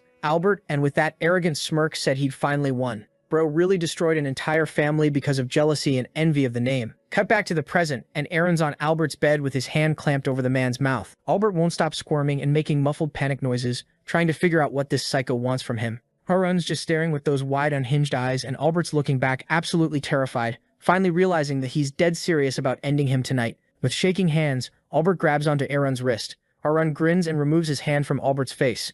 The Marquess opens his mouth wide and screams for Durica at the top of his lungs, begging for help, except absolutely nothing comes out. He freezes in pure shock, sweat pouring down his face, thinking, what the hell just happened to my voice? Harun casually waves his hand, smiling like he's explaining a fun party trick, saying these are called pressure points, and when you press them just right, they block your ability to speak. Albert's lips are pressed tight, the blood vessels in his terrified eyes literally bursting as he processes that he can't make a single sound until someone unblocks it. Albert watches as Harun says, unfortunately, then smiles with that insane look again, adding that he can't just murder him and mount his face in a picture frame on the wall. Albert's shaking with pure fear, trying to piece together how this even happened. He's thinking there were guards posted all around his room. Derica was literally right next door. How did no one notice? Then suddenly an idea hits him. He grabs the blanket and whips the whole thing at Aaron's face. Albert jumps out of bed and makes a break for the door, thinking he just needs to open it and scream. But a second later, Aaron's right next to him and drives a knee straight into his stomach. Albert starts violently coughing with spit flowing from his mouth. Aaron just stands there watching him with those cold, cruel eyes, then lifts his leg as Albert winces and drops to his knees.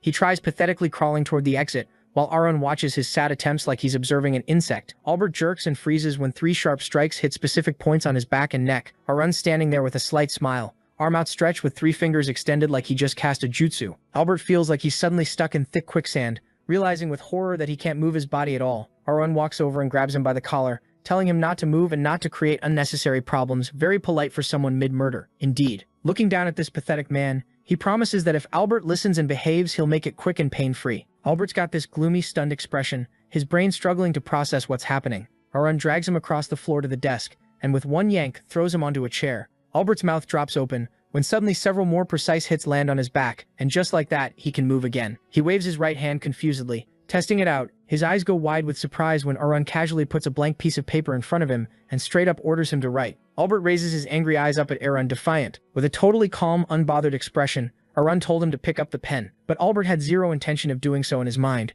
He was thinking how Arun would obviously kill him the second he finished whatever he was supposed to write, so why cooperate? But the instant Arun saw that hesitation, he immediately drew his sword and chopped both of Albert's hands clean off, making him eligible for the disability parking spot, and once again very calmly told Albert to pick up the pen. Once the shock wears off and reality hits, Albert starts bawling. He collapses, clutching his stump and screaming. Arun looks down at him and goes, "I told you not to make this difficult. Why are you still being a little bitch about it?" Albert raises his tear-filled, hateful eyes. When Arun brings the sword blade closer, Albert flinches hard. Then white magical energy glows around the blade and Albert's jaw drops. He thought he was locked in with an average crazy person, but it turns out it's a crazy bastard who can use an aura. Arun's getting impatient. He raises his sword to chop off Albert's right foot when the terrified bastard throws his hand up. He struggles to his feet, drags a wooden chair over, sits down and grabs the pen with his remaining hand. He asks in a broken voice what he should write. Arun lowers his sword and coldly tells him, "Don't get blood on the paper." With disgust, he adds that if even one drop hits it, Albert's head is rolling off. Arun stands over him with the sword and starts dictating a letter supposedly from Albert's pitiful son to his father.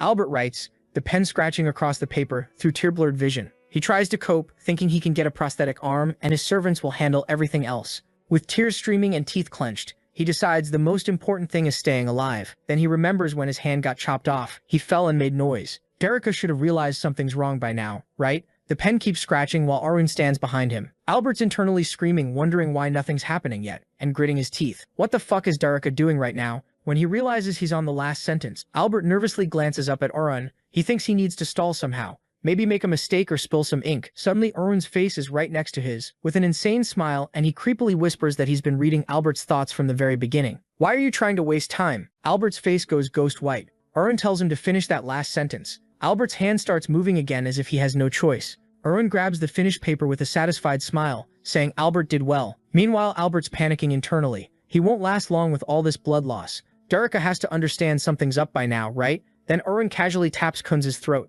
Albert touches his own throat and starts coughing. His eyes pop wide when he realizes his voice is back. Arun twirls his sword and asks what's wrong, cheerfully saying, "Now you can speak." Albert lets go of his throat, nervously clenches his teeth with veins bulging in his forehead, jumps to his feet and screams at the top of his lungs for Derica, yelling that there's an intruder in the room. Grinning, Arun tilts his head and asks if that's really all Albert came up with, while standing at death's door. Albert stares at him confused when Arun tells him to go ahead and shout even louder. Albert can't understand why Arun's so chill. Doesn't he realize he'll get murdered when the guards show up? Rolling his eyes, Arun asks if Albert seriously thought he didn't plan for this. Arun reveals he used a silent scroll the second he walked in, so not a single sound can escape. Albert's eyes go wide, his whole body shaking as he stammers, asking why Arun even took his voice away in the first place. Picking up the letter, Arun asks with smug energy if Albert honestly would have written it if he didn't think he had a shot at surviving. The shocked noble crashes to the floor, his body trembling in absolute horror as he stares into space, reality finally hitting him. Looking down at him, Arun says he knows it's hard, accepting that Albert lost to the Steel Guards and that he caused all of this himself. Albert stammers, asking what the fuck he's talking about. Raising his sword with aura glowing, Arun says it's all because of Albert's inferiority complex. That's what got him killed. Albert desperately raises his remaining hand, shouting for Arun to spare him, saying he'll never forget this night. He swears. He grabs onto Arun's leg, shouting that his family's loaded, and he'll give him anything, just name his price. Arun looks down with pure revenge burning in his eyes and says the cold truth, "You shouldn't have killed me." Tears flow down Albert's face as he screams, begging him to stop. Arun swings. Albert's body lies separate from his head, with blood everywhere. Arun calmly puts his sword away, saying that was honestly the best expression Albert ever had on his face. A red flame flashes as a small brown jar appears. Boric acid that melts bodies on contact, perfect for hiding evidence. The yellowish liquid pours out, and Arun thinks everything should look like Albert just vanished. Not that he died. The body starts dissolving, and the remaining pajamas emit nasty fumes as they melt away. Arun smiles, thinking he needs to deal with the dead man's belongings. He opens his inventory and grabs the pajamas before they fully dissolve. The Steel Guards are a full day's ride away, so it's impossible for him to return there overnight. Perfect alibi. He finds a sick black and gold magic sword, thinking the Albert family might suspect him later, but he's got his alibi locked down tight. He tosses 4 scrolls into the air. Red energy activates as invisibility, stealth, speed boost, and time reduction all kick in at once. Now completely invisible, he grins and suddenly disappears from the room as if he was never there. The letter he forced Albert to write says that his pathetic son finally realized he can't lead the Albert family, that he plans to escape somewhere he can live freely without the pressure, and asks his father not to bother looking for him because he's gone for good. Cut to the next morning, our boy's back in his carriage staring out the window. He got his revenge, so why does he feel so disoriented? He thought he'd feel good, victorious even, but nope, not even close to happy or satisfied. Now he's second-guessing himself. Did he rush it? Would it have felt better if he'd planned it out more carefully? But then he shakes off that thought. No, it was the perfect moment. He wouldn't have gotten another chance like that for a long time. He needs to stop thinking about that idiot. His mind drifts to his past life. The truth is, it wasn't because of Kunz that the steel guards fell. The real reason for their downfall was his father's disappearance. Suddenly, he slaps his own cheek hard, snapping himself back to reality. His eyes sharpen with determination as he thinks, now's the perfect time to like the video and help Mamoru make juicy content. And don't forget to activate that cheeky little bell. And I'm out.